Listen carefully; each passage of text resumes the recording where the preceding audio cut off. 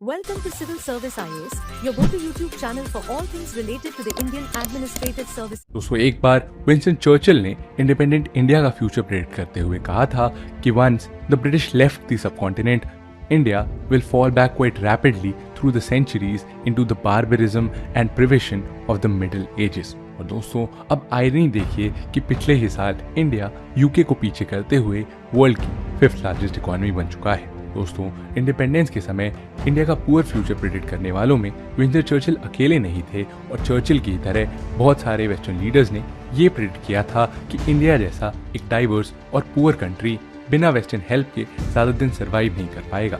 लेकिन उन सारी प्रेडिक्शंस को गलत ठहराते हुए इंडिया आज ना सिर्फ वर्ल्ड की 5th लार्जेस्ट इकोनॉमी है बल्कि एक इमर्जिंग सुपर पावर भी है।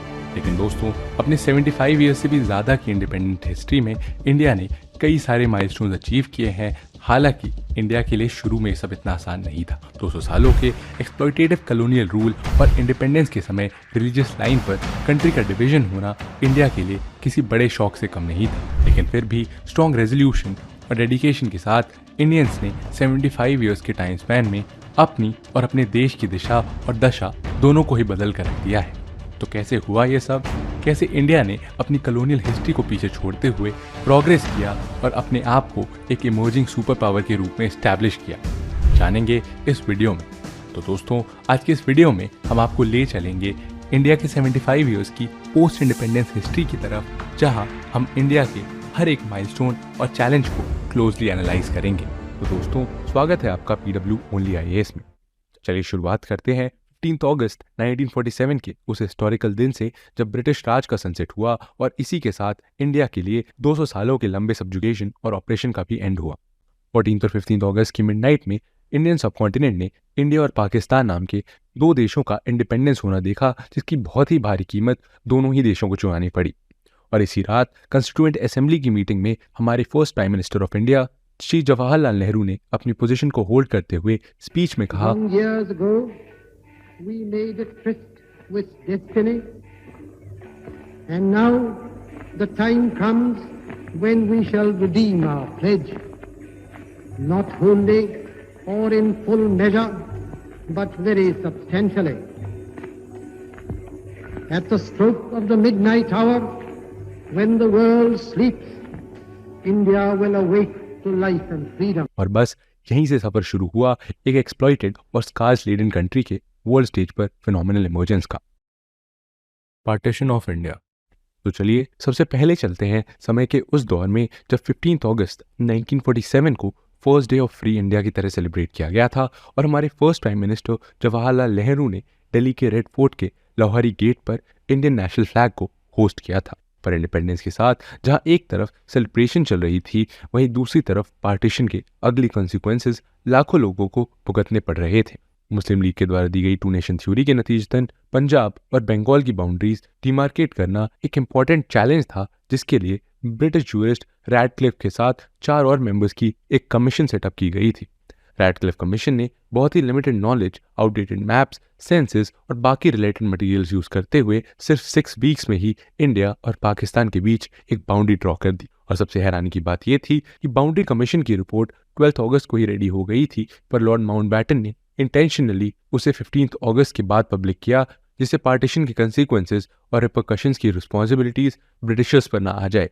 पर कहा जाता है कि इंडिया का पार्टीशन हिस्ट्री के one of the largest, most abrupt, unplanned और tragic transfer of human population था, जिसमें लगभग 14.5 मिलियन लोगों ने रिलेटिवली एक सेफर कंट्री की उम्मीद में बॉर्डर क्रॉस किया था।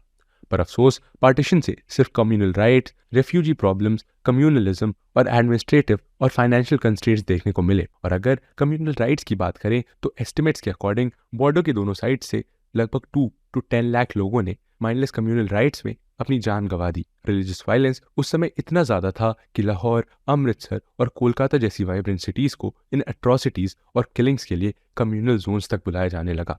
और बॉर्डर के दोनों साइड से निकले लोगों को रेफ्यूजी कैंप्स में टेम्परेरी शेल्टर लेना पड़ा था। पर बात सिर्फ बेघर होने की नहीं थी, इसका सबसे वर्स्ट कंसिक्वेंस विमेन को फेस करना पड़ा, क्योंकि हजारों वुमेन को उस दौरान रेप और एब्डक्शन के साथ साथ वर्स्ट जेंडर वायलेंस का सामना करना पड़ा था। और ऐसी ह्यूमैनिटेरियन क्राइसिस के लिए ना तो इंडिया रेडी था ना ही पाकिस्तान। क्योंकि पार्टीशन सिर्फ प्रॉपर्टीज, लाइबिलिटीज और एसेट्स या कंट्री के पॉलिटिकल डिवीजन का नहीं था, बल्कि एक मैसिव पॉपुलेशन का भी था। और इतनी मैसिव पॉपुलेशन के ट्रांसफर के लिए रेडी ना होने के नतीजतन सिचुएशन और केओटिक हो गई। हालांकि पाकिस्तान के फॉर्मेशन का बेसिस से रिलीजन था, बट इंडिया में पार्टीशन ने हिंदूज और मुस्लिम्स के बीच एक सीवियर स्ट्रेसफुल माहौल क्रिएट कर दिया, जिसका असर आज तक इंडिया के अलग अलग पार्ट्स में हो रहे कम्युनल फॉल्ट लाइंस के रूप में विजिबल है।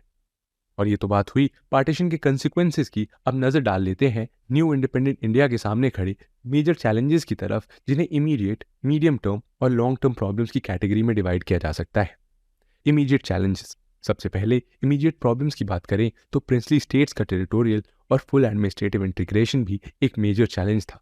और इसके बाद पार्टीशन के साथ अकम्पनिंग कम्युनल राइट्स और पाकिस्तान से माइग्रेटेड लगभग 6 मिलियन रिफ्यूजीज का रिहैबिलिटेशन, फिर पाकिस्तान से वॉर अवॉइड करने की नीड और कम्युनिस्ट इंसर्जेंसी भी एक सीरियस चैलेंज था। और साथ ही लॉ एंड ऑर्डर का रेस्टोरेशन और पार्टीशंस ब्रेकडाउन हुए पॉलिटिकल और एडमिनिस्ट्रेटिव सिस्टम की स्टेबिलिटी इंश्योर करना भी one of the immediate problems में से एक था। इमीडिएट चैलेंजेस के बाद जो मीडियम टर्म चैलेंजेस थे वो थे इंडियन कॉन्स्टिट्यूशन को फ्रेम करना, एक रिप्रेजेंटेटिव डेमोक्रेटिक और सिविल लिबर्टेरियन पॉलिटिकल ऑर्डर को बिल्ड करना और रिप्रेजेंटेटिव और रिस्पॉन्सिबल गवर्नमेंट सिस्टम को इस्टेब्लिश करने के लिए इलेक्शंस ऑर्गेनाइज करना, और साथ ही लैंड रिफॉर्म्स के through semi feudal agrarian order को भी अबॉलिश करना इंडिया के लिए मीडियम टर्म गोल्स में शामिल था। लॉन्ग टर्म चैलेंजेस में सबसे ज़्यादा प्रोमिनेंट चैलेंज था नेशनल इंटीग्रेशन, इकोनॉमिक डेवलपमेंट और पॉवर्टी एलिवेशन जैसे कई एस्पेक्ट्स को एड्रेस करना। दोस्तों, ये तो बात हुई इंडिया के सामने खड़े उन फॉर्मिडेबल चैलेंजेस के बारे में, और आइए अब एक एक करके इन्हें डिटेल में समझते हैं। Number 1, integration of princely state, the genius of Sardar Patel. दोस्तों, कॉलोनियल इंडिया की लगभग 40% टेरिटरी रफली 565 प्रिंसली स्टेट्स में ऑक्यूपाइड थी, जो कि लोकल किंग्स और प्रिंसेस द्वारा रूल किए जाते थे। हालांकि ये इनडायरेक्टली ब्रिटिश रूल के अंडर ही आते थे, पर इन्हें ब्रिटिश पैरामाउंसी सिस्टम के अंडर कुछ डिग्री ऑफ ऑटोनॉमी दी जाती थी। इनकी पॉपुलेशन की बात करें तो इसमें गुजरात में लोकेटेड बिलबरी जैसे टाइनी स्टेट्स भी शामिल थे, जहां लगभग 27 लोग ही रिसाइड करते थे, और लगभग इटली के साइज का हैदराबाद जैसे बड़े प्रिंसली स्टेट्स भी एग्जिस्ट करते थे, जिनकी पॉपुलेशन 14 मिलियन थी।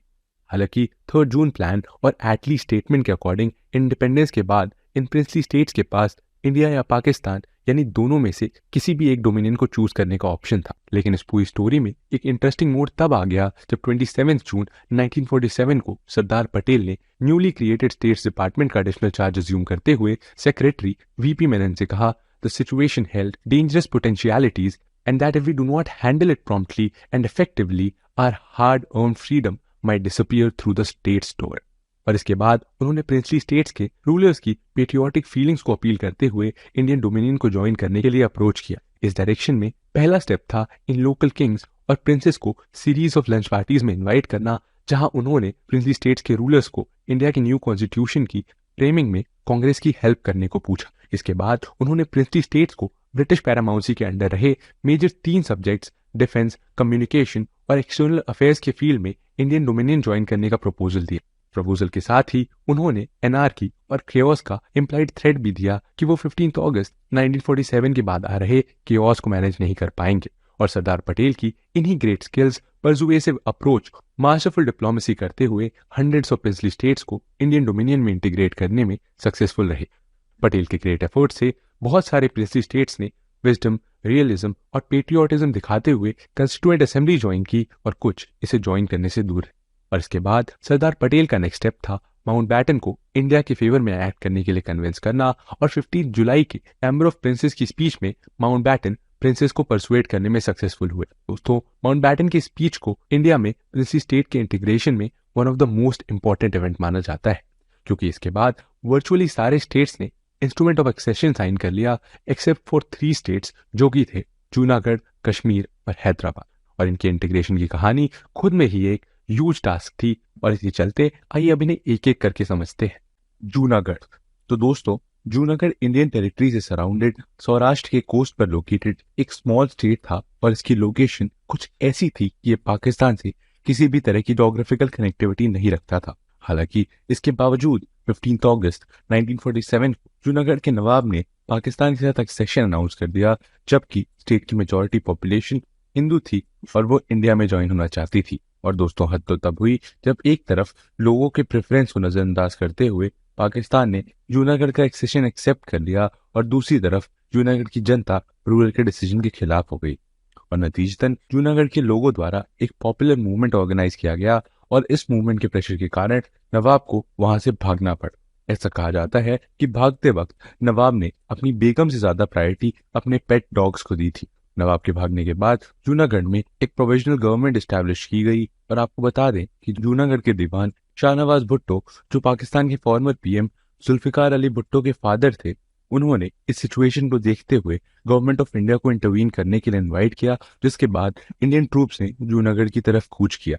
फाइनली फरवरी 1948 में प्लेबिसाइड के थ्रू जूनागढ़ की जनता ने इंडिया को ज्वाइन करने का डिसीजन लिया और इस तरह से जूनागढ़ इंडिया का पार्ट बना। और जूनागढ़ के बाद आइए अब बात करते हैं इंडिया के लार्जेस्ट प्रिंसली स्टेट यानी हैदराबाद के इंडियन एक्सेशन की कहानी के बारे में।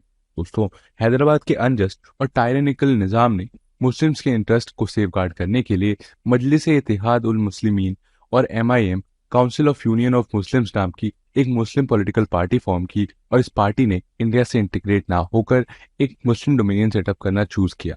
हैदराबाद के निजाम मीर उस्मानिया अली हैदराबाद के लिए इंडिपेंडेंट स्टेटस चाहते थे, पर सरदार पटेल ने ये स्ट्रिक्टली क्लियर कर दिया कि हमारे फ्रीडम फाइटर्स के खून पसीने से बने इस इंडियन यूनियन को डिस्ट्रॉय करता एक आइसोलेटेड स्पॉट इंडिया बिल्कुल भी टॉलरेट नहीं करेगा। जिसके बाद नवंबर 1947 में गवर्नमेंट ऑफ इंडिया ने निजाम के साथ एक स्टैंड स्टिल एग्रीमेंट साइन किया, जिसके तहत मर्जिंग के मैटर्स को नेगोशिएट करने के लिए निजाम द्वारा एक रिप्रेजेंटेटिव सेलेक्ट किया गया। यहाँ मर्जिंग पर डिस्कशन की बात हो रही थी और वहाँ निजाम दूसरे प्लान्स को इम्प्लीमेंट करने में लगे हुए थे। उन्होंने माउंटबैटन के friend British lawyer sir Walter Monckton को अपने बिहाफ पे इंडियन गवर्नमेंट से नेगोशिएट करने के लिए कहा। नेगोशिएशन का सिलसिला लंबा चलता रहे ताकि इस बीच निजाम को अपनी मिलिट्री स्ट्रेंथ बढ़ाने का मौका मिल सके और इस मिलिट्री पावर का यूज कर निजाम इंडिया से अपनी सॉवरेनिटी एक्सेप्ट करवाना चाहते थे या फिर कश्मीर की वजह से पैदा हुई इंडिया और पाकिस्तान के बीच टेंशन का फायदा उठाते हुए पाकिस्तान को ज्वाइन करना चाहते थे। पर माहौल और अनस्टेबल तब हुआ जब इसी दौरान ऑफिशियल हेल्प से स्टेट में मिलिटेंट मुस्लिम कम्युनल ऑर्गेनाइजेशन इत्तेहाद उल मुस्लिमीन और इसके पैरामिलिट्री विंग रजाकार्स का रैपिड ग्रोथ हुआ। आपको बता दें कि 7 अगस्त 1947 में हैदराबाद स्टेट कांग्रेस ने निजाम पर डेमोक्रेटाइजेशन फोर्स करने के लिए एक पावरफुल सत्याग्रह मूवमेंट लॉन्च किया, जिसके नतीजतन लगभग 20,000 सत्याग्रहीज को जेल भेज दिया गया। और इतना ही नहीं, रजाकार्स के अटैक और स्टेट अथॉरिटीज के रिप्रेशन से हजारों लोग स्टेट से भाग निकले और इंडियन टेरिटरीज में टेम्पररी कैंप्स में शेल्टर ले लिया, जिसके बाद स्टेट कांग्रेस मूवमेंट ने भी आर्म्स का सहारा लिया था। और इसी के बाद 1946 के लेटर हाफ में तेलंगाना रीजन में कम्युनिस्ट लेड एक पावरफुल पेजेंट मूवमेंट डेवलप हो चुका था, जिसे सीवियर स्टेट रिप्रेशन का सामना करना पड़ा। पर इसके जवाब में पेजेंट स्क्वाड्स ने रजाकार्स के अगेंस्ट डिफेंस ऑर्गेनाइज किया, जिससे इस मूवमेंट ने फिर से जोर पकड़ा। और फिर जून 1948 तक सरदार पटेल निजाम के नेगोशिएशन की ड्रैगिंग और इंटेंशन से इम्पेशेंट हो चुके थे और देहरादून में अपने सिक बेड से ही उन्होंने नेहरू को लेटर लिखते हुए हैदराबाद को इंडिया में मर्ज करने के लिए एक मिलिट्री एक्शन की एडवाइस दी। पटेल के थॉट्स हैदराबाद को लेकर काफी क्लियर थे और उन्होंने इंडिपेंडेंट हैदराबाद की पॉसिबिलिटी के बारे में कहा था, the idea of an independent Hyderabad is an ulcer in the heart of India which had to be removed surgically. और बस फिर पटेल की एडवाइस फॉलो करते हुए गवर्नमेंट ऑफ इंडिया के द्वारा 13 सितंबर 1948 को ऑपरेशन पोलो लॉन्च किया गया और ऑपरेशन शुरू होने के सिर्फ 3 दिन के अंदर ही निजाम ने सरेंडर कर दिया और फाइनली नवंबर में हैदराबाद इंडियन यूनियन का पार्ट बना। दोस्तों, इंडियन गवर्नमेंट ने निजाम को जेनरोसिटी दिखाते हुए कोई पनिशमेंट नहीं दी, बल्कि उनको फॉर्मर रूलर ऑफ स्टेट या राज प्रमुख का पोजीशन देते हुए 5 मिलियन रुपीस का प्रिवी पर्स दिया और उन्हें उनके इमेंस वेल्थ का पोजीशन भी अलाउ किया।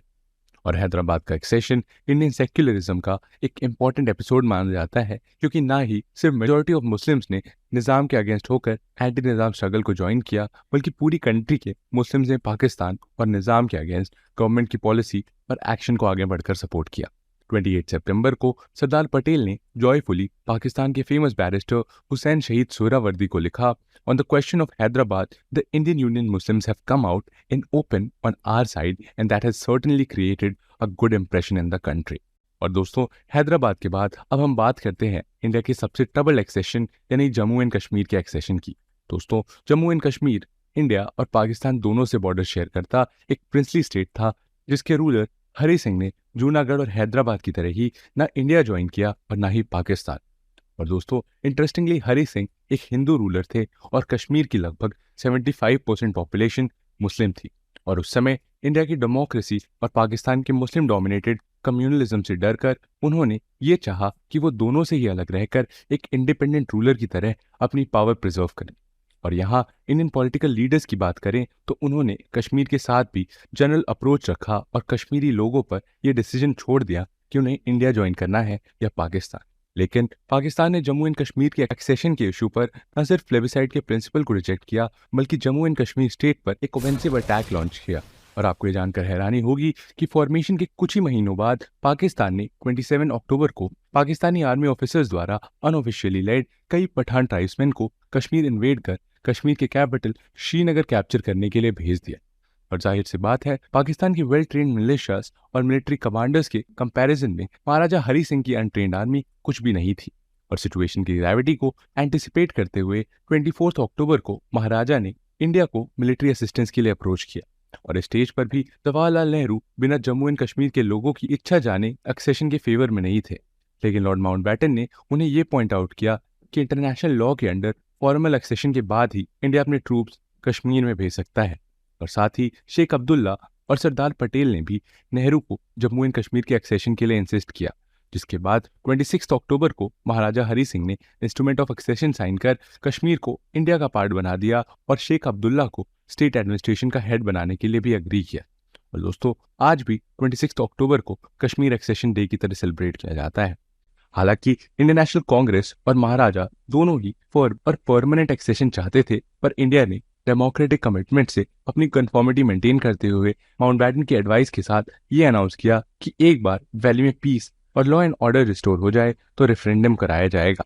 और इसी तरह 27 अक्टूबर को पाकिस्तानी रेडर्स के अगेंस्ट बैटल ज्वाइन करने के लिए लगभग 100 इंडियन एयरफोर्स प्लेन्स के द्वारा इंडियन आर्म्ड ट्रूप्स और वेपन्स को एयरलिफ्ट कर श्रीनगर पहुंचाया गया, जिसके बाद सबसे पहले इंडियन ट्रूप्स द्वारा श्रीनगर को सिक्योर किया गया और फिर इंडियन आर्मी ने रेडर्स को वैली से ड्राइव आउट करने के लिए इंटेंस ऑफेंसिव ऑपरेशंस लॉन्च किए।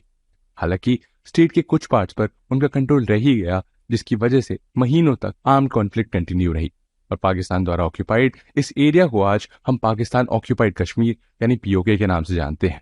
और दोस्तों, इन सीरीज ऑफ कॉन्फ्रंटेशन के बाद इंडिया और पाकिस्तान के बीच फुल फ्लेजेड वॉर के डेंजर को देखते हुए माउंटबेटन के सजेशन पर 30 दिसंबर 1947 को इंडियन गवर्नमेंट ने कश्मीर के प्रॉब्लम को यूनाइटेड नेशन सिक्योरिटी काउंसिल को रेफर कर दिया। और जवाहरलाल नेहरू को इस डिसीजन को बाद में रिग्रेट करना पड़ा, क्योंकि पाकिस्तान द्वारा अग्रेशन को नोट ना करके ब्रिटेन और यूनाइटेड स्टेट्स द्वारा यूएनएससीआई ने पाकिस्तान का साइड लिया और इंडिया की कंप्लेन को इग्नोर कर कश्मीर क्वेश्चन को इंडिया पाकिस्तान डिस्प्यूट का नाम दे दिया। और इसके बाद यूएनएससी द्वारा कई रेजोल्यूशन पास किए गए, बट अल्टीमेटली इनमें से एक रेजोल्यूशन के अकॉर्डिंग इंडिया और पाकिस्तान दोनों ने ही 3 दिसंबर 1948 को सीज फायर एक्सेप्ट किया, जो आज तक लाइन ऑफ कंट्रोल या एलओसी पर फोर्स में है। और दोस्तों, 1941 में यूएन ने एक और रेजोल्यूशन पास किया जिसमें यह मेंशन किया गया कि जब पाकिस्तान कश्मीर कंट्रोल्ड एरिया से अपने ट्रूप्स विड्रॉ कर लेगा तब यूएन सुपरविजन के अंडर एक रेफरेंडम कराया जाएगा। पर अनफॉर्चुनेटली ये रेजोल्यूशन आज तक इम्प्लीमेंट नहीं हो पाया, क्योंकि पाकिस्तान ने आज तक आजाद कश्मीर कहे जाने वाले उस रीजन से अपनी फोर्सेस विड्रॉ नहीं की। और इसीलिए इतने सालों के बाद भी इंडिया और पाकिस्तान के रिलेशंस के बीच कश्मीर एक ट्रिगर पॉइंट बनकर रह गया है। और दोस्तों, आपको यहाँ बता दें कि फरवरी 1948 में जवाहरलाल नेहरू ने विजयलक्ष्मी पंडित को लेटर लिखकर यूएन से अपने डिसअपॉइंटमेंट को एक्सप्रेस करते हुए कहा था, I could not imagine that the security council could possibly behave in the trivial and partition manner in which it functioned. These people are supposed to keep the world in order, and it is not surprising that the world is going into pieces. The United States and Britain have played a dirty role, and Britain probably being the chief actor behind the scenes. इसके immediately बाद free India में territorial consolidation के लिए 2 processes use किए गए, जो कि थे इंटीग्रेशन और मर्जर। दोस्तों, जब 2 या 2 से ज्यादा प्रिंसली स्टेट्स को कंबाइन करके एक बड़ा स्टेट क्रिएट किया जाता था तो इसे इंटीग्रेशन का नाम दिया गया था। और जब एक वाइबल साइज के स्टेट को क्रिएट करने के लिए छोटे प्रिंसली स्टेट्स को नेबरिंग ब्रिटिश इंडियन प्रोविंसेस से मर्ज किया जाता था तो उसे मर्जिंग कहा जाता था। और इन्हीं इंटीग्रेशन और मर्जन के नतीजतन 216 प्रिंसली स्टेट्स मर्ज किए गए थे, जिन्हें पार्ट ए स्टेट्स कहा जाता था।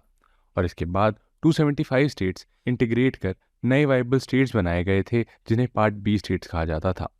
और 61 प्रिंसली स्टेट्स जो इन दोनों की कैटेगरी में इंक्लूडेड नहीं थे उनको पार्ट सी स्टेट्स कंसिडर किया गया और इसके अलावा अंडमान और निकोबार को पार्ट डी की सेपरेट कैटेगरी में डाला गया।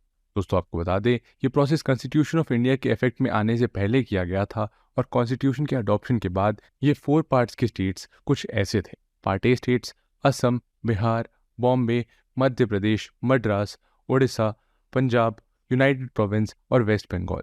और पार्ट बी स्टेट्स थे हैदराबाद, जम्मू एंड कश्मीर, मध्य भारत, मैसूर, पेप्सू यानी Patiala and east Punjab states union, Rajasthan, Saurashtra और ट्रावनकोर कोचीन। और पार्ट सी स्टेट्स थे अजमेर, बिलासपुर, भोपाल, कूर्ग, दिल्ली, हिमाचल प्रदेश, कच्छ, मणिपुर, त्रिपुरा, विंध्य प्रदेश।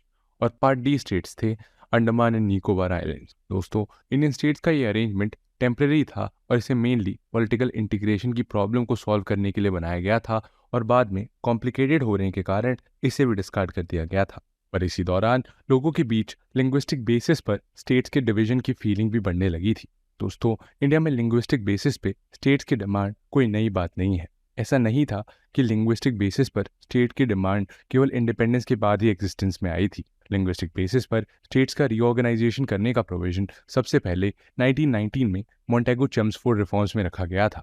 और लीडर्स की बात करें तो एनी बेसेंट ने इस आइडिया का अपोज भी किया था, पर बाल गंगाधर तिलक और महात्मा गांधी इसके फेवर में थे क्योंकि महात्मा गांधी का मानना था कि लिंग्विस्टिक सेंसिबिलिटी मास ऑर्गेनाइजेशन में हेल्पफुल होगी।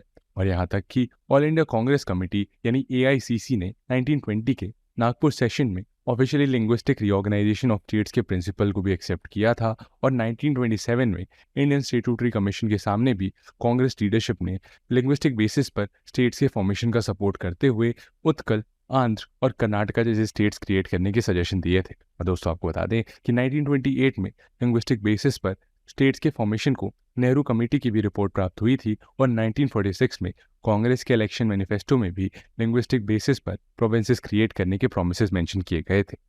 और दोस्तों ये तो थी इंडिपेंडेंस से पहले की एक ब्रीफ हिस्ट्री, पर प्रॉब्लम तब शुरू हुई जब कंट्री के वेरियस पार्ट से लैंग्वेज के बेसिस पर स्टेट्स करने की पॉपुलर डिमांड बढ़ने लगी और कई जगह तो ये डिमांड वायलेंट भी होने लगी थी। लीडर्स इस प्रॉब्लम की मैग्नीट्यूड को समझ चुके थे और इस पॉइंट तक आते आते यानी इंडिपेंडेंस के बाद गांधी और अंबेडकर ने लिंग्विस्टिक बेसिस पर स्टेट्स के क्रिएशन को अपोज करना शुरू कर दिया था। और 1948 में लिंग्विस्टिक बेसिस पर स्टेट्स के रीऑर्गेनाइजेशन के लिए JVP कमेटी यानी जवाहरलाल नेहरू, वल्लभ भाई पटेल और पट्टाभाई सीतारमैया की 3 मेंबर्स कमेटी का फॉर्मेशन किया गया। और JVP कमेटी अपने रिपोर्ट में लिंग्विस्टिक बेसिस पर स्टेट्स के फॉर्मेशन और रीऑर्गेनाइजेशन के अगेंस्ट रही, किंतु लोग इससे सेटिस्फाई नहीं हुए और लिंग्विस्टिक स्टेट के फॉर्मेशन की डिमांड कंटिन्यूड रही। और इसके बाद इस प्रॉब्लम को स्टडी करने के लिए डॉक्टर राजेंद्र प्रसाद द्वारा 17 जून 1948 को एक और linguistic provinces commission justice SK धर की चेयरमैनशिप में अपॉइंट किया गया और चेयरमैन धर के ऑनर में इस कमेटी को धर कमीशन भी कहा गया। और दिसंबर 1949 में धर कमीशन ने अपनी रिपोर्ट सबमिट की और कमीशन ने ये रिकमेंड किया कि स्टेट्स का रीऑर्गेनाइजेशन एडमिनिस्ट्रेटिव कन्वीनियंस के बेसिस पर हो, ना कि लिंग्विस्टिक बेसिस पर। और इस सजेशन को यूनियन कैबिनेट द्वारा भी एक्सेप्ट कर लिया गया और इसी तरह लिंग्विस्टिक बेसिस पर स्टेट्स के फॉर्मेशन और रीऑर्गेनाइजेशन के आइडिया को दोनों कमेटियों द्वारा रिजेक्ट कर दिया गया था। The creation of Andhra state, the first state on linguistic basis. लेकिन दोस्तों तेलुगु स्पीकिंग लोगों की तरफ से एक सेपरेट तेलुगु स्टेट की लॉन्ग स्टैंडिंग डिमांड उस समय सबसे स्ट्रॉन्ग पॉलिटिकल फोर्सेस में से एक थी। पर इस सिचुएशन की गंभीरता तब और बढ़ गई जब वेटरन कांग्रेसमैन पोथिसिरी रामुलु ने 19 अक्टूबर 1952 में फास्ट ऑन टू डेथ का रेजोल्यूशन लिया और लगभग 56 डेज तक फास्ट करने के बाद 15 अक्टूबर 1952 को उनकी डेथ हो गई।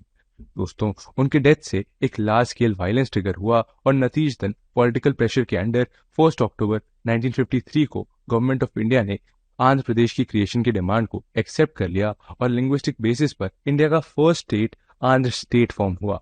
लेकिन दोस्तों आपको बता दें कि यह आंध्र स्टेट है, ना कि आंध्र प्रदेश, क्योंकि आंध्र प्रदेश का फॉर्मेशन स्टेट रीऑर्गेनाइजेशन एक्ट के अंडर हुआ था। लेकिन दोस्तों आंध्र स्टेट के क्रिएशन ने पूरी कंट्री में एक चेन रिएक्शन ट्रिगर कर दिया था और इंडिया के अलग अलग पार्ट के लोग अपनी डिमांड और भी वोकली एक्सप्रेस करने लगे, जिसे रेजिस्ट करना पॉलिटिकल लीडरशिप के कंट्रोल में नहीं था। और इसीलिए 22 दिसंबर 1953 को जवाहरलाल नेहरू ने एक स्टेट रीऑर्गेनाइजेशन कमीशन फॉर्म किया, जिसके हेड थे जस्टिस फजल अली। और दोस्तों 30 सितंबर 1955 को फजल अली कमीशन ने रिपोर्ट सबमिट करते हुए कंट्री को 16 स्टेट्स और 3 सेंट्रली एडमिनिस्ट्रेटेड एरियाज में रीऑर्गेनाइज करने के लिए रिकमेंडेशन दिया। हालांकि सरकार द्वारा कमीशन के सारे रिकमेंडेशन एक्सेप्ट नहीं किए गए थे, पर कंट्री को पार्ट ABCD के डिवीजन को डिस्कार्ड कर स्टेट और यूनियन टेरिटरीज की 2 कैटेगरीज में फॉर्म करने के रिकमेंडेशन को एक्सेप्ट कर लिया गया था। और इसी तरह 1 नवंबर 1956 को इंडियन पार्लियामेंट द्वारा स्टेट रीऑर्गेनाइजेशन एक्ट पास किया गया और इंडियन यूनियन को 14 स्टेट्स और 7 यूनियन टेरिटरीज में डिवाइड किया गया। और दोस्तों आइए अब इस एक्ट से पड़े इम्पैक्ट की बात कर लेते हैं। सबसे पहले तो तेलुगु स्टेट आंध्रा को आंध्र प्रदेश रीनेम किया गया और इसके बाद बॉम्बे स्टेट्स को सौराष्ट्र और कच्छ, मध्य प्रदेश के नागपुर डिवीजन के मराठी स्पीकिंग डिस्ट्रिक्ट्स और हैदराबाद के मराठवाड़ा रीजन के एडिशन से एनलार्ज किया गया। साथ ही बॉम्बे के सदर्न मोस्ट डिस्ट्रिक्ट को मैसूर स्टेट में ट्रांसफर किया गया था। और दोस्तों आगे चलकर 1960 में बॉम्बे स्टेट को स्प्लिट कर मॉडर्न स्टेट ऑफ महाराष्ट्र और गुजरात फॉर्म किया गया था। केरला की बात करें तो इसे ट्रावनकोर कोचीन स्टेट और मद्रास स्टेट के मालाबार डिस्ट्रिक्ट के मर्जर और मद्रास स्टेट में ट्रावनकोर के सदर्न पार्ट कन्याकुमारी के एडिशन से फॉर्म किया गया था। फिर मध्य भारत, विंध्य प्रदेश और भोपाल को मर्ज कर मध्यम ग्राम प्रदेश फॉर्म किया गया था और साथ ही नागपुर डिवीजन के मराठी स्पीकिंग रीजन को बॉम्बे स्टेट में ट्रांसफर किया गया था। इसके बाद मद्रास स्टेट की साइज रिड्यूस कर मालाबार डिस्ट्रिक्ट को न्यू स्टेट ऑफ केरला में ट्रांसफर कर दिया गया और ट्रावनकोर के सदर्न पार्ट कन्याकुमारी डिस्ट्रिक्ट को इस स्टेट में ऐड किया गया। दोस्तों आपको बता दें कि आगे चलकर 1969 में मद्रास से रीनेम कर इस स्टेट का नाम तमिलनाडु रख दिया गया। इसके अलावा मैसूर स्टेट को कूर्ग, सदर्न बॉम्बे और वेस्टर्न हैदराबाद के कन्नड़ा स्पीकिंग डिस्ट्रिक्ट्स के एडिशन से एनलार्ज किया गया था और मैसूर स्टेट को 1973 में कर्नाटका रीनेम कर दिया गया। फिर पटियाला और ईस्ट पंजाब स्टेट्स यूनियन यानी पेप्सू को पंजाब स्टेट में मर्ज किया गया और इसी तरह राजपूताना डिस्ट्रिक्ट्स को भी राजस्थान का नाम दिया गया और इसमें अजमेर और मेवाड़ स्टेट के एडिशन से इसका साइज बड़ा किया गया। इसके अलावा अंडमान एंड निकोबार आइलैंड्स, दिल्ली, हिमाचल प्रदेश, लक्षद्वीप, पौंडीचेरी, त्रिपुरा और मणिपुर को यूनियन टेरिटरीज डिक्लेयर किया गया था। और आगे चलकर बॉम्बे को लैंग्वेज के बेसिस पर महाराष्ट्र और गुजरात में डिवाइड किया गया, जिसके बाद भारत में 15 स्टेट्स हो गए। और इतना ही नहीं दोस्तों, 1961 में इंडिया के 16th स्टेट का क्रिएशन हुआ जब प्रेसिडेंट द्वारा नागालैंड में चल रहे पॉलिटिकल अनरेस्ट को स्टेबल करने के लिए नागालैंड टेरिटोरियल प्रोविजंस प्रोमलगेट किया गया और नागा हिल्स और त्विनसांग एरिया को नागालैंड का नाम दिया गया। और इसी तरह आगे बढ़ते हुए 1966 में पंजाब को रीऑर्गेनाइज कर पंजाब और हरियाणा बनाया गया, जिसके बाद इंडिया में 17 स्टेट्स हुए। और फिर 1971 में मणिपुर और त्रिपुरा को स्टेटहुड मिली और इसी साल असम के पार्ट रहे मेघालय को भी एक सेपरेट स्टेट डिक्लेयर कर दिया गया। और फिर 1975 में सिक्किम के एक्सेशन के बाद उसे इंडियन स्टेट का स्टेटस दिया गया और इसी तरह 1970s आते आते इंडिया के पास 22 स्टेट्स हो गए। और फिर 1987 में 20 फरवरी को अरुणाचल प्रदेश और मिजोरम को स्टेट बनाया गया और 30 मई को गोवा को भी स्टेटहुड दी गई। साथ ही गोवा के नॉर्दर्न टेरिटरीज को तमिल एंड दीव के साथ मर्ज कर एक सेपरेट यूनियन टेरिटरी बनाया गया।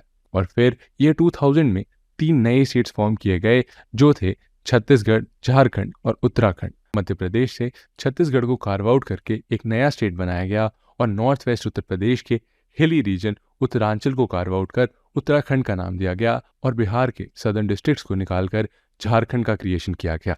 और 2 जून 2014 में तेलंगाना को आंध्र प्रदेश से सेपरेट कर इंडिया का 29th स्टेट डिक्लेयर किया गया। और फिर 2019 में जम्मू एंड कश्मीर की लीगल पोजीशन को जम्मू एंड कश्मीर और लद्दाख यूटी में चेंज करने के बाद इंडिया में करंटली 28 स्टेट्स और 8 यूनियन टेरिटरीज हैं।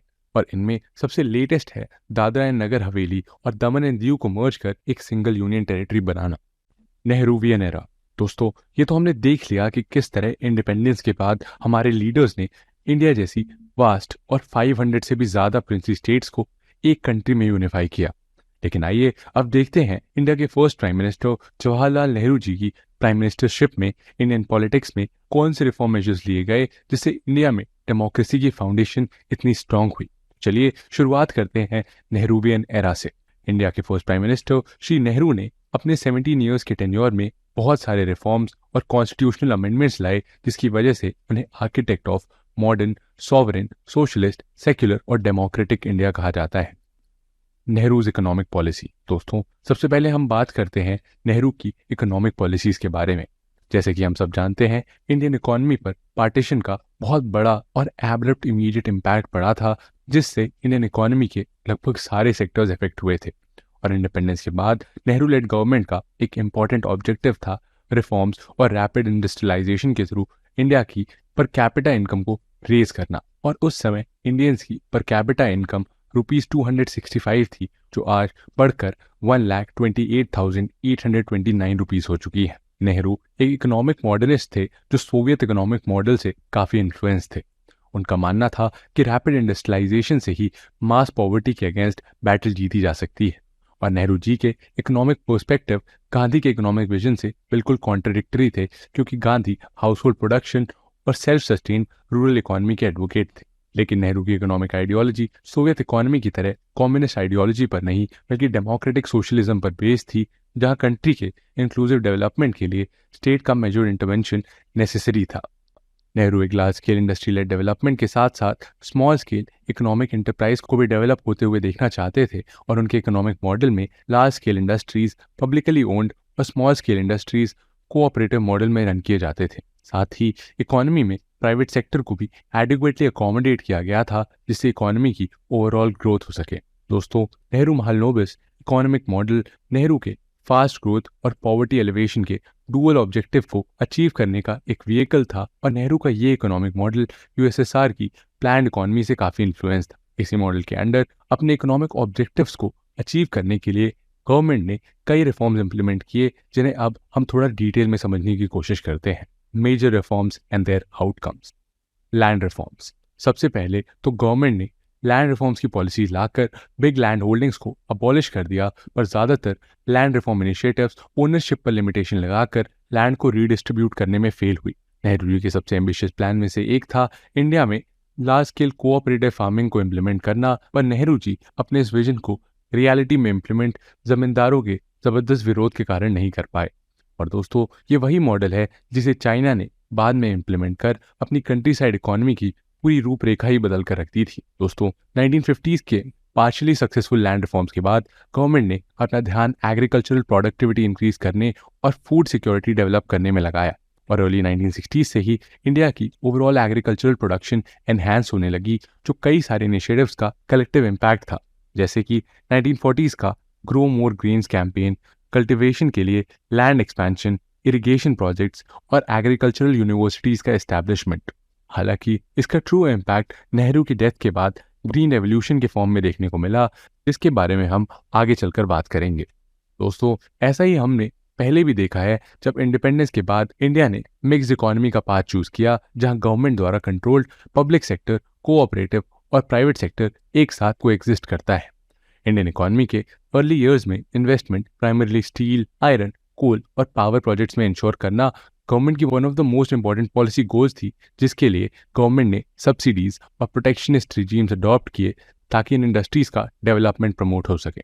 और दोस्तों, अगर हम एक्सटर्नल सेक्टर की बात करें तो नेहरू के नॉन अलाइनमेंट की पॉलिसी ने इंडिया को दोनों ही ब्लॉक्स यूएस और यूएसएसआर से एड रिसीव करने में हेल्प किया, जिसके नतीजतन इंडिया अपने इमीडिएट गोल्स पर फोकस कर पाया। नेहरू की सक्सेसफुल नॉन अलाइनमेंट पॉलिसी का बहुत अच्छा एग्जाम्पल है बोकारो और राउरकेला स्टील प्लांट्स। जी हाँ दोस्तों, बोकारो और राउरकेला में established steel plant Soviet union और वेस्ट जर्मनी की हेल्प से ही बिल्ड किए गए थे। और नेहरू के इस इकोनॉमिक पॉलिसी की वजह से 1950 से 1965 तक इंडिया की पर कैपिटा इनकम रफली 1.5% से इंक्रीज हुई, और साथ ही इंडस्ट्री ग्रोथ 7% से भी ज्यादा की रही। पर दोस्तों, आपको बता दें कि नेहरू ने इंडस्ट्रीज के रैपिड डेवलपमेंट के लिए उन दिनों डेवलपिंग कंट्रीज में पॉपुलर इंपोर्ट सब्स्टिट्यूशन इंडस्ट्रियलाइजेशन का मॉडल अडॉप्ट किया, जिसके अंडर फॉरेन इंपोर्ट्स को डोमेस्टिक प्रोडक्शन से रिप्लेस किया जाता है, जिससे मेनली फॉरेन डिपेंडेंसी कम हो और लोकल प्रोडक्शन को पुश मिले। और इस पॉलिसी की वजह से नेहरू को काफी क्रिटिसाइज भी किया गया था, क्योंकि इससे इंडिया की कॉम्पिटिटिवनेस को ओवरलुक किया गया और इंडिया का रेस्ट ऑफ द वर्ल्ड से ट्रेड भी इम्पैक्ट हुआ। हालांकि लिबरलाइजेशन और आईएमएफ या वर्ल्ड बैंक के स्ट्रक्चरल एडजस्टमेंट प्रोग्राम की वजह से नेहरू की डेथ के बाद इसे इंडियन पॉलिसी मेकर्स द्वारा अबैंडन कर दिया गया। Land reforms. दोस्तों, ये तो बात हो गई नेहरू द्वारा लिए गए इकोनॉमिक इनिशिएटिव्स की, और आइए अब इंडिया के लैंड रिफॉर्म पॉलिसीज के बारे में थोड़ा जान लेते हैं। कॉलोनियल एरा में जागीरदार्स और जमींदार्स ने फ्यूडलिज्म इस्टेब्लिश कर पेजेंट्स को बहुत एक्सप्लॉइट किया था, जिस वजह से इंडिपेंडेंस की इमीडिएटली बाद दिसंबर 1947 में गवर्नमेंट ऑफ इंडिया द्वारा अग्रेरियन रिफॉर्म कमेटी सेटअप की गई थी, जिसका काम Indian land reform policy suggest करना था। दोस्तों, ये नेहरूवियन एरा के सबसे प्रोमिनेंट स्टेप्स में से एक था और इस अग्रेरियन रिफॉर्म कमेटी ने कॉन्स्टिट्यूएंट असेंबली को 2 मेजर रिकमेंडेशन दिए थे, जिसमें से पहला था कि जागीरदारी और जमींदारी से एसोसिएटेड लैंड सिस्टम को एंड करना चाहिए और दूसरा ये कि रूरल इकोनॉमी में डिस्पैरिटी रिड्यूस करने के लिए इंडिविजुअल और लैंड होल्डिंग्स पर एक सीलिंग इम्पोज की जानी चाहिए। ये रिकमेंडेशंस इंडियन कॉन्स्टिट्यूशन के आर्टिकल 39 के directive principle of state policy का बेसिस बना, जिसके according state shall ensure that the economic system does not result in the concentration of wealth and means of production to the common detriment. Government द्वारा launch entire land reform program को 3 steps में divide किया जा सकता है। पहले step में जागीरदार्स और जमींदार्स को टारगेट करते हुए लैंड को स्टेट सब्जेक्ट में रखा गया, जिसके बाद गवर्नमेंट के गाइडिंग प्रिंसिपल्स के अकॉर्डिंग काम करते हुए लेजिस्लेचर्स ने जमींदारी एबोलिशन एक्ट्स पास किए और इन बिल्स के अंडर उन्हें सिर्फ इतना ही लैंड रखना अलाउड था जो उनके पर्सनल डायरेक्शन में एक्चुअली कल्टिवेट किए जा रहे थे, और बाकी के लैंड उन लोगों में डिस्ट्रीब्यूट कर दिए गए जो लैंडलेस थे और दूसरों के लैंड्स को कल्टिवेट कर रहे थे। दोस्तों, आपको बता दें कि इसका पॉजिटिव रिजल्ट ये हुआ कि गवर्नमेंट डायरेक्टली कल्टिवेटर्स के टच में आ गई, पर दोस्तों ये प्रोग्राम कोई फुल प्रूफ प्रोग्राम नहीं था। आगे चलकर कई सारे जमींदार्स ने इस प्रोग्राम में लूप होल्स एक्सप्लॉइट करते हुए खुद को फार्मर्स में बदल दिया और इस तरह वो स्टेट के लैंड रिफॉर्म एक्ट से बच गए। दूसरे स्टेप के तहत स्टेट गवर्नमेंट ने लैंड होल्डिंग्स पर सीलिंग इम्पोज कर दिया। हालांकि ये इशू बहुत ही कंटेंशियस था क्योंकि मेजॉरिटी ऑफ लेजिस्लेचर्स बड़े जमींदार थे और किसी भी ऐसे एक्ट पर साइन करने से कतरा रहे थे जिससे उनका ही लैंड उनसे छिन जाए, और इसीलिए सीलिंग इंट्रोड्यूस तो किए गए पर वो स्टेट टू स्टेट वैरी करते रहे। और इसके अलावा बड़े लैंड ओनर्स लैंड को डिवाइड कर रिलेटिव्स और फ्रेंड्स को ट्रांसफर कर रहे थे, जिससे वो इस लैंड सीलिंग प्रोविजन को बाईपास ना कर सके। तो ओवरऑल इस स्टेप के बावजूद गवर्नमेंट को सरप्लस लैंड नहीं मिल पाया जिसे वो पुअर्स के बीच डिस्ट्रीब्यूट कर पाए। और इसके बाद थर्ड स्टेप में गवर्नमेंट ने कोऑपरेटिव इंट्रोड्यूस किए, जिससे रूरल कम्युनिटी के वीकर सेक्शन को क्रेडिट, मार्केटिंग और प्रोसेसिंग में असिस्टेंस मिल सके। पर इस स्टेप का भी poor segment of the society की लाइफ में बहुत ही कम इम्पैक्ट रहा। तो दोस्तों, एक नटशेल में हम ये कह सकते हैं कि लैंड रिफॉर्म प्रोग्राम से गवर्नमेंट जागीरदार्स और जमींदार्स को एलिमिनेट करने में तो सक्सेसफुल हुई, पर लैंड डिस्ट्रीब्यूशन में और टेनेंट और लैंडलेस फार्मर्स को रिलीफ दिलाने में ये लार्जली अनसक्सेसफुल ही रही। और दोस्तों, अब आगे बढ़ते हैं और बात करते हैं इंडियाज फर्स्ट प्राइम मिनिस्टर की फॉरेन पॉलिसी के बारे में। Nehru's foreign policy. दोस्तों, नेहरू का फॉरेन एक्यूमेंट कमाल का था और इसके साथ ही वो एक ग्लोबली वेल रिस्पेक्टेड लीडर भी थे। नेहरू के फॉरेन पॉलिसी फीट्स में सबसे पहला स्थान है उनके फेमस नॉन अलाइनमेंट मूवमेंट का, और पहली बार इस टर्म का यूज 1953 में वीके कृष्णा मेनन द्वारा यूनाइटेड नेशन में किया गया था, जिन्होंने यूएसए और सोवियत यूनियन के बीच एक थर्ड कोर्स प्रपोज किया था। और इंडिया के इंडिपेंडेंस के समय कोल्ड वॉर अपने चरम पर था और शायद ही दुनिया का ऐसा कोई देश हो उस समय जिसे कोल्ड वॉर ने अनटच छोड़ा हो। और इसीलिए एशिया और अफ्रीका में न्यूली इंडिपेंडेंट कंट्रीज तो यूएसए और यूएसएसआर के बीच चल रहे कोल्ड वॉर से और भी ज़्यादा वल्नरेबल थे। पर नेहरू, जिन्होंने एक्सटर्नल अफेयर्स का पोर्टफोलियो भी संभाला था, इंपीरियलिज्म को लेकर काफ़ी वोकल थे। इंडिपेंडेंस के बाद इनको ये बात बहुत ही जल्दी समझ में आ गई थी कि इंडिया को नॉन अलाइंड रहकर दोनों ब्लॉक्स के साथ फ्रेंडली और कोऑपरेटिव रिलेशन से ही इंडिया के फॉरेन पॉलिसी ऑब्जेक्टिव अचीव करने होंगे। और वर्ल्ड के दूसरे देशों के साथ मिलकर नेहरू ने नॉन अलाइनमेंट मूवमेंट की फाउंडेशन बेलग्रेड के फेमस बैंडिंग कॉन्फ्रेंस में रखी। उनका मानना था कि ग्लोबल सुपर पावर्स की पावर शो ऑफ रेस में एंटर करना इंडिया और इस तरह की लाइक माइंडेड कंट्रीज के इंटरेस्ट में नहीं है।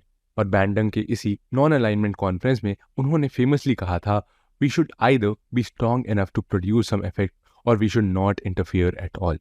जिससे ये पता चलता है कि उन्हें रिसेंटली इंडिपेंडेंट इंडिया की लिमिटेड इन्फ्लुएंसिंग एबिलिटीज की रियलिस्टिक अवेयरनेस थी।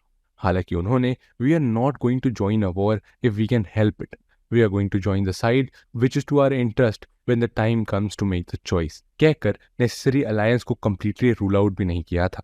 और नेहरू जी की यह स्टेटमेंट उनकी इंटरनेशनल अफेयर्स की रियलिस्टिक और प्रैग्मेटिक अंडरस्टैंडिंग को रिफ्लेक्ट करता है। दोस्तों, आपको बता दें कि लेट 1940s में उन्होंने इसी फ्रेज यानी नॉन अलाइनमेंट के पीछे की स्ट्रैटेजी को कई ओकेजन्स पर रिवील किया था और उनके नॉन अलाइनमेंट मूवमेंट के इंटेंशंस और विजन उनके द्वारा दी गई कॉन्स्टिट्यूएंट असेंबली और पार्लियामेंट्री डिबेट्स में देखी जा सकती है। 1946 यानी इंडिपेंडेंस से ठीक एक साल पहले एक फ्री ब्रॉडकास्ट में नेहरू ने कहा था, we shall take part in international conference as a free nation with our own policy and not merely as a satellite of another nation. तो दोस्तों, नेहरू के लिए नॉन अलाइनमेंट एक वेल थॉट स्ट्रैटेजी थी जिससे newly independent India world system से maximum gain कर सके। और उस समय नेहरू की स्ट्रैटेजी को यूनाइटेड स्टेट्स के सेक्रेटरी ऑफ स्टेट्स डलिस ने इमोरल कहा था, क्योंकि कम्युनिज्म का फियर्स क्रिटिक होने की वजह से यूएस के लिए इंडिया का ये अप्रोच अपॉर्चुनिस्टिक था। दोस्तों, नॉन अलाइनमेंट मूवमेंट की तरह ही नेहरू जी के फॉरेन पॉलिसी का एक और सक्सेसफुल पार्ट था इंडिया और चाइना के बीच का पंचशील अग्रीमेंट। और चलिए अब इसके बैकग्राउंड को थोड़ा डिटेल में समझने की कोशिश करते हैं। 1954 में यानी कि इंडिपेंडेंस से कुछ ही सालों बाद उस समय के चाइनीज प्रीमियर जाओ एनलाई इंडिया के दौरे पर आते हैं और जाओ और इंडियन प्राइम मिनिस्टर नेहरू ने दोनों कंट्रीज के पीसफुल एग्जिस्टेंस के लिए एक जॉइंट स्टेटमेंट इशू किया था जिसे पंचशील अग्रीमेंट का नाम दिया गया था। और यही वो मूवमेंट था जहां से हिंदी चीनी भाई भाई के स्लोगन की शुरुआत हुई। और इस बायलैटरल पंचशील अग्रीमेंट में दोनों कंट्रीज ने जिन 5 प्रिंसिपल्स पर अग्री किया वो थे, नंबर 1 एक दूसरे की टेरिटोरियल इंटीग्रिटी और सॉवरेनिटी की mutual respect, number 2 mutual non aggression, number 3 एक दूसरे के इंटरनल अफेयर्स में non interference, number 4 equality and mutual benefit, and number 5 और आखिरी पीसफुल को एग्जिस्टेंस। पर दोस्तों, अनफॉर्चुनेटली ये प्रिंसिपल्स 1962 के डेवस्टेटिंग इंडिया चाइना वॉर को रोक नहीं पाए, लेकिन इसका मतलब ये नहीं है कि पंचशील अग्रीमेंट एक नॉन इफेक्टिव अग्रीमेंट था। इनफैक्ट देखा जाए तो कहीं ना कहीं ये इस अग्रीमेंट का ही नतीजा है कि इंडिया और चाइना के बीच बहुत बार मिलिट्री स्टैंड ऑफ्स होने के बावजूद कभी ये दोनों कंट्रीज एक फुल स्केल वॉर में एंगेज नहीं हुए। और दोस्तों, नॉन अलाइनमेंट मूवमेंट और पंचशील अग्रीमेंट के बाद नेहरू जी की फॉरेन पॉलिसी की अगली सक्सेसफुल अचीवमेंट थी पाकिस्तान के साथ इंडस वाटर ट्रीटी। दोस्तों, इंडस वाटर ट्रीटी को नेहरू की सबसे बड़ी अचीवमेंट माना जाता है क्योंकि इस ट्रीटी के बाद इंडिया पाकिस्तान के बीच कभी वाटर वॉर नहीं हुआ। इंडस वाटर एक क्रॉस बॉर्डर रिवर है और इंडिया और पाकिस्तान की राइवलरी को देखते हुए इंडस और इसकी ट्रिब्यूटरीज को लेकर दोनों कंट्रीज वॉर के लिए जा सकते थे। दोस्तों, ये ट्रीटी इंडिया और पाकिस्तान के बीच इंडस वाटर शेयरिंग के लिए वर्ल्ड बैंक द्वारा ब्रोकर किया गया एक अग्रीमेंट था जिसे सितंबर 1960 में साइन किया गया। और इस ट्रीटी में इंडस और उसकी ट्रिब्यूटरीज को 2 सिस्टम ऑफ रिवर्स, ईस्टर्न जिसमें ब्यास, रावी और सतलज शामिल है, और वेस्टर्न रिवर्स यानी इंडस, चिनाब और झेलम माना गया है। आपको बता दें कि इस ट्रीटी के अंदर इंडिया को इंडस वाटर सिस्टम के 168 एकड़ फीट ऑफ वाटर में से लगभग 33 मिलियन एकड़ फीट के साथ 3 ईस्टर्न रिवर्स यानी ब्यास, रावी और सतलज का कंट्रोल मिला, जिससे करेंटली इंडिया अपने कोटा का 90% के आसपास यूटिलाइज करता है। साथ ही इंडिया को वेस्टर्न रिवर्स का भी 20% शेयर यूटिलाइज करना अलाउड है, जिसे नॉन इरिगेशन, पावर जनरेशन और इंडस्ट्रियल और नॉन कंजम्पटिव यूज के लिए यूज में लाया जा सकता है। और दोस्तों, पाकिस्तान को 80 मिलियन एकड़ फीट वाटर के साथ वेस्टर्न रिवर्स, इंडस, चिनाब और झेलम का कंट्रोल दिया गया, क्योंकि इस वाटर सिस्टम की सारी रिवर्स इंडिया में ओरिजिनेट होती हैं और इसी वजह से एक्सपर्ट्स इसे वर्ल्ड के one of the most generous water sharing treaties में भी काउंट करते हैं। इसके अलावा इसी ट्रीटी में डेटा एक्सचेंज और कोऑपरेशन के लिए एक परमानेंट इंडस कमीशन का भी प्रोविजन दिया गया है। और दोस्तों, ये इंडस वाटर ट्रीटी ये है जो इंडिया और पाकिस्तान जैसे 2 न्यूक्लियर स्टेट्स में एटलीस्ट वाटर डिस्ट्रीब्यूशन को लेकर किसी भी पोटेंशियल कॉन्फ्लिक्ट के स्कोप को रिड्यूस करता है। हालांकि अभी इंडिया और पाकिस्तान दोनों ही इस ट्रीटी की रिव्यू की मांग करते आ रहे हैं। दोस्तों, ये तो हमने देखी जवाहरलाल नेहरू की फॉरेन पॉलिसी के सक्सेसफुल ऑब्जेक्टिव्स को। अब चलिए उनकी फॉरेन पॉलिसी के कुछ फेलियर्स पर नजर डालते हैं। Indo China war. दोस्तों, 1962 की इंडो चाइना वॉर शायद जवाहरलाल नेहरू की फॉरेन पॉलिसी का सबसे ग्लेयरिंग फेलियर था, जिसका स्कार आज भी दोनों नेशंस के बीच फ्रेंडली रिलेशंस को अफेक्ट कर रहा है। इस वॉर ने इंडिया की चाइना के प्रति साइकोलॉजी को भी बहुत डीपर लेवल पर इम्पैक्ट किया है। दोस्तों, हालांकि ये वॉर 1962 में दोनों देशों के बीच हुआ, लेकिन इसकी शुरुआत अर्ली 1950 से ही हो चुकी थी।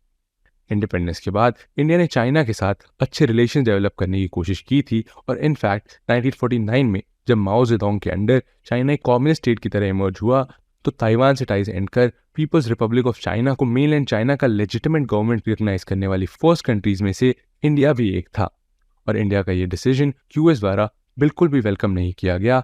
क्योंकि ये यूएस की कम्युनिज्म को कंटेन करने की पॉलिसी के अगेंस्ट था। यहाँ तक कि जब ब्रिटिशर्स तिब्बत को चाइनीज सुज़रेनिटी के under de facto independent status देते हुए चले गए, तब भी इंडिया के रिक्वेस्ट के बाद भी चाइना ने तिब्बत की इंडिपेंडेंट स्टेटस खत्म कर दी, पर स्टिल इंडिया ने तिब्बत को चाइना की पार्ट की तरह रिकॉग्नाइज किया। और फिर 1955 के बैंडंग कॉन्फ्रेंस में चाइना को इन्वाइट कर वर्ल्ड स्टेज पर भी हेल्प किया। लेकिन इन एफर्ट्स के बावजूद चाइना इंडियन बॉर्डर्स पर इंडिया के अगेंस्ट हॉस्टाइल ही रहा और इंडिया पर तिब्बत में सेपरेटिस्ट एक्टिविटीज़ को हेल्प करने के एलिगेशन भी लगाए।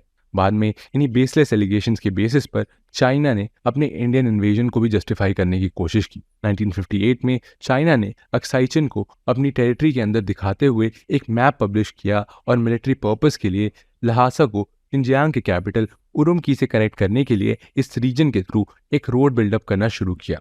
इस बात पर जब इंडिया ने ऑब्जेक्ट किया तो बीजिंग ने इस एरिया को चाइना का पार्ट डिक्लेयर किया और साथ ही नॉर्थ ईस्ट फ्रंटियर एजेंसी यानी अरुणाचल प्रदेश के एडिशनल 1000 स्क्वायर माइल्स की टेरिटरी पर भी अपना क्लेम ठोक दिया।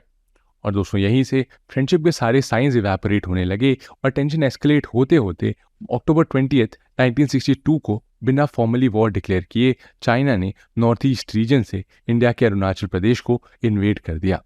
और साथ ही इंडिया के वेस्टर्न फ्रंट यानी अक्साई-चिन एरिया में भी चाइना द्वारा इन्वेजन किया गया। और इंडिया के लिए ये एक बहुत बड़ा शॉक था, क्योंकि ना ही इंडिया माउंटेन वॉरफेयर के लिए रेडी था और ना ही चाइना से वो इस तरह के बिहेवियर की एक्सपेक्टेशन रखता था। और ये इन्वेजन इंडिया के लिए और भी चौंकाने वाला इसलिए था क्योंकि इंडिया और चाइना दोनों ऑलरेडी पंचशील अग्रीमेंट साइन कर चुके थे और हिंदी चीनी भाई भाई का नारा साउथ एशिया में वेल नोन हो चुका था। फिर भी इंडिया ने बैक ऑफ ना कर चाइना से डट कर सामना किया और इस वॉर में इंडिया के लगभग 3128 सोल्जर्स को अपनी जान गंवानी पड़ी। इन्वेजन के लगभग एक महीने बाद तक इंडिया को ह्यूमिलिएट करने के बाद चाइना ने यूनिलैटरली सीज फायर डिक्लेयर कर दिया और अरुणाचल प्रदेश के लाइन ऑफ एक्चुअल कंट्रोल यानी LAC से पीछे चला गया। और इसी तरह LAC की वेस्टर्न फ्रंट पर अक्साई-चिन की मैक्सिमम टेरिटरी को चाइना ने इस वॉर में ऑक्यूपाई कर लिया। और दोस्तों इंडियन डिफेंस की लैक ऑफ प्रिपेयर्डनेस देखते हुए जब नेहरू ने वर्ल्ड लीडर से हेल्प मांगी तो ironically quickest response United states से आया। और दोस्तों US हेल्प के लिए आगे तो आया, लेकिन ये बहुत ही लेट और बहुत ही लिमिटेड था, क्योंकि नेहरू ने इस वॉर के ड्यूरिंग भी ये डिक्लेयर कर रखा था कि वो कभी भी पंचशील पर कॉम्प्रोमाइज़ नहीं करेंगे। और इसके बावजूद भी US के इस एफर्ट को इंडियंस द्वारा अप्रिशिएट नहीं किया गया और इस वॉर के बाद नॉन अलाइनमेंट मूवमेंट और पंचशील के कमिटमेंट की वजह से हुए लॉस के कारण नेहरू की फॉरेन पॉलिसी को बहुत क्रिटिसाइज किया गया, जिससे वो कभी रिकवर नहीं कर पाए। और साथ ही 1962 के इस वॉर के मेजर कंसिक्वेंस की बात करें तो हिंदी चीनी भाई भाई तो हमेशा के लिए वैनिश हो गया और इंटरनेशनल कम्युनिटी में इंडिया को एक वीक और नॉन इम्पॉर्टेंट कंट्री की तरह देखा जाने लगा। और ऐसे माहौल का फ़ायदा उठाते हुए पाकिस्तान चाइना से क्लोज होने लगा और आगे चलकर पाकिस्तान ने चाइना के साथ एक डिफेंस एग्रीमेंट भी साइन किया, जिसके बाद चाइना पाकिस्तान के कश्मीर को क्लेम करने लगा और चाइना ने 1963 में एंटायर कश्मीर को पाकिस्तान में ट्रांसफ़र करने की डिमांड रखी थी। नेहरू की लीडरशिप में लिए इन डिसीजंस की वजह से हुए कंसिक्वेंसेस को अंडू करने में इंडिया को सालों लगे, जिसके बाद आज इंडिया वर्ल्ड के टॉप नेशंस में काउंट किया जाता है और फिर भी UNSC में परमानेंट सीट ना लेकर चाइना के लिए एडवोकेसी करना उनकी one of the biggest foreign policy failures में से माना जाता है, जिसका भुगतान आज भी इंडिया को करना पड़ रहा है। और दोस्तों 27 मई 1964 को इंडिया के first prime minister Jawaharlal Nehru दुनिया से चल बसे और ये इंडिया के लिए एक टर्निंग पॉइंट होने वाला था, क्योंकि उनकी डेथ के बाद इंडिया के सामने सबसे बड़ी समस्या थी अपना प्राइम मिनिस्टर चुनने की, जो उनकी पॉलिसी को आगे बढ़ा सके और इंडिया द्वारा फेस किए जा रहे चैलेंजेस को रिजॉल्व कर सके। India after Nehru. दोस्तों नेहरू की डेथ के बाद छोटे कदकाठी वाले श्री लाल बहादुर शास्त्री इंडिया के दूसरे प्राइम मिनिस्टर चुने गए और वो बहुत ही ज़्यादा सिंपल पर्सनैलिटी वाले लीडर थे और इसी वजह से उनके पॉलिटिकल अपोनेंट भी काफ़ी कम थे। जब उनका नाम प्राइम मिनिस्टरशिप के लिए प्रपोज किया गया तब ऑलमोस्ट सारे ही पॉलिटिकल लीडर्स ने उनका सपोर्ट किया और उनके सपोर्टर्स में कुमारस्वामी कामराज, YB चवन और SK पाटिल जैसे बड़े नाम भी शामिल थे। उनके प्राइम मिनिस्टरशिप को इवन जवाहरलाल नेहरू जी की खुद की डॉटर यानी इंदिरा गांधी का भी सपोर्ट प्राप्त हुआ था। और लाल बहादुर शास्त्री जी का प्राइम मिनिस्टीरियल पीरियड 9 जून 1964 से शुरू होकर 11 जनवरी 1966 तक चला।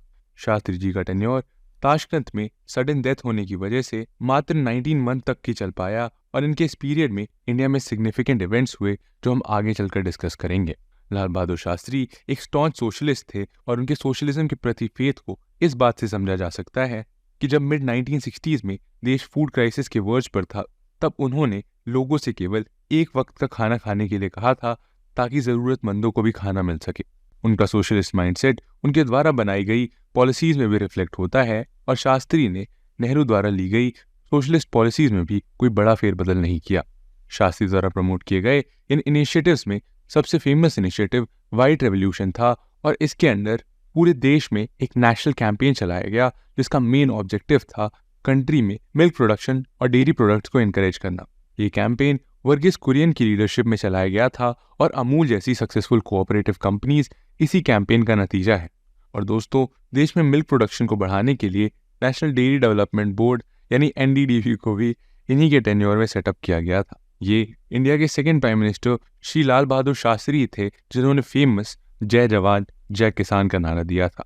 और दोस्तों, शास्त्री जी के टेन्योर के दौरान इंडिया नॉन अलाइनमेंट को मेंटेन करते हुए भी USSR के साथ क्लोज रिलेशंस बिल्ड करना शुरू कर चुका था और 1960s में चाइना और पाकिस्तान के वॉर के चलते शास्त्री जी ने इंडिया के डिफेंस बजट को भी सिग्निफिकेंटली इंक्रीज किया। और दोस्तों, 1965 में शास्त्री जी के प्राइम मिनिस्ट्रियल टेन्योर में इंडिया पाकिस्तान के बीच एक फुल फ्लेजेड वॉर हुई जिसमें पाकिस्तान ने कच्छ के पेनिनसुला के 50% पर अपना दावा ठोकते हुए इंडिया को इन्वेड किया और जवाब में इंडियन आर्म्ड फोर्सेस ने भी जरूरी कार्रवाई की और देखते ही देखते दोनों कंट्रीज फुल फ्लेजेड वॉर में एंगेज हो गई। ये वॉर धीरे धीरे इंडिया और पाकिस्तान के पूरे बॉर्डर्स पर होते हुए जम्मू एंड कश्मीर तक फैल गया और इस वॉर के दौरान शास्त्री जी ने एग्जेम्पलरी करेज और डिसाइसिवनेस दिखाते हुए इंडियन फोर्सेस को LOC क्रॉस करके पाकिस्तानी फोर्सेस को इंडियन टेरिटरी से रिपील करने का ऑर्डर जारी किया। इंडिया पाकिस्तान की इस वॉर को टैंक्स बैटल भी कहा जाता है क्योंकि दोनों ही देशों की तरफ से टैंक्स को वॉर में मेन वेपन की तरह यूज किया गया था। और फिर आखिरकार इंडिया और पाकिस्तान UN द्वारा लाए गए एक सीज फायर एग्रीमेंट को मानने को तैयार हो गए और फिर बाद में USSR ने इंडिया और पाकिस्तान के बीच मीडिएशन करने की कोशिश की। इंडिया के PM शास्त्री जी और पाकिस्तान के अयूब खान को ताशकंद बुलाया गया और यहाँ दोनों देशों के लीडर्स ने ताशकंद एग्रीमेंट साइन किया। पर मिस्टीरियसली ताशकंद डिक्लेरेशन साइन करने के अगले ही दिन शास्त्री जी अपने होटल रूम में डेड पाए गए और शास्त्री जी की सडन डेथ के बाद गुलजारी लाल नंदा ने इंटरिम प्राइम मिनिस्टर का रोल अज्यूम किया और इसी दौरान इंडिया के प्राइम मिनिस्टरियल कैंडिडेट को लेकर कांग्रेस में श्रीमती इंदिरा गांधी और मोरारजी देसाई के बीच एक इंटरनल फ्यूड छिड़ गया जिसमें इंदिरा गांधी विनर इमर्ज हुई और उन्होंने कांग्रेस द्वारा इंडिया का फोर्थ प्राइम मिनिस्टर घोषित किया गया। दोस्तों, इंदिरा गांधी इंडिया के अब तक के सबसे पॉपुलर प्राइम मिनिस्टर्स में से एक है और उनका tenure emergency, Bangladesh liberation war, operation blue star जैसे पॉलिटिकली सेंसिटिव इश्यूज से भरा रहा है और इन्हीं के टेन्योर में इंडिया को इमरजेंसी जैसे डार्क पीरियड से भी गुजरना पड़ा था। और आइए इनके टेन्योर को थोड़ा डिटेल में समझते हैं। इंदिरा गांधी प्राइम मिनिस्टर बनने से पहले इंदिरा गांधी शास्त्री जी के काउंसिल ऑफ मिनिस्टर्स में minister of information and broadcasting थी, लेकिन उनका पॉलिटिकल एक्सपीरियंस ज़्यादा नहीं था और इसी कारण उन्हें अपने फर्स्ट प्राइम मिनिस्टेरियल पीरियड में काफ़ी मुश्किलों का सामना करना पड़ा। प्राइम मिनिस्टर इंदिरा गांधी के फर्स्ट टेन्योर को उस समय के फेमस जर्नलिस्ट दुर्गा दास ने बेड ऑफ थ्रोन्स का नाम दिया था और उस समय देश तमाम तरह के चैलेंजेस से जूझ रहा था जिसमें deteriorating foreign exchange reserves, slowing down economy और 1965 इंडो पाकिस्तान वॉर के बाद इंटरनेशनल प्रेशर्स कुछ मेन चैलेंजेस थे। इंदिरा गांधी के टेन्योर तक पाकिस्तान और चाइना के रिलेशंस और भी ज़्यादा फ्रेंडली हो चुके थे और चाइना इस फ्रेंडशिप को इंडिया के अगेंस्ट लेवरेज की तरह यूज़ कर रहा था। इंडिया के नॉर्थ ईस्ट में भी मीजो ट्राइब्स इंडियन स्टेट के अगेंस्ट रिवॉल्ट पर उतर आए थे, लेकिन इन सबसे बड़ा चैलेंज था ड्रॉथ के कारण इंडिया में बढ़ रही फूड स्कैर्सिटी को एड्रेस करना। इंदिरा गांधी ने फूड सिक्योरिटी को इंश्योर करना अपनी गवर्नमेंट की टॉप प्रायोरिटी घोषित की थी और उन्होंने फेमस एग्रीकल्चरिस्ट MS स्वामीनाथन को देश में एग्रीकल्चरल प्रोडक्टिविटी बढ़ाने और फूड सिक्योरिटी इंश्योर करने की जिम्मेदारी सौंपी थी।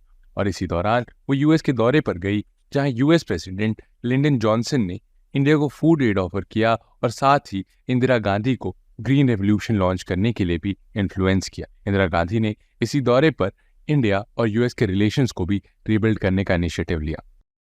दोस्तों, बांग्लादेश लिबरेशन वॉर इंदिरा गांधी के शायद सबसे बड़े अचीवमेंट्स में से एक है और उन्होंने इसी वॉर के दौरान स्ट्रॉन्ग रेजोल्यूशन दिखाते हुए पाकिस्तान के साथ दोनों फ्रंट पर वॉर लड़ने का करेजियस डिसीजन लिया था।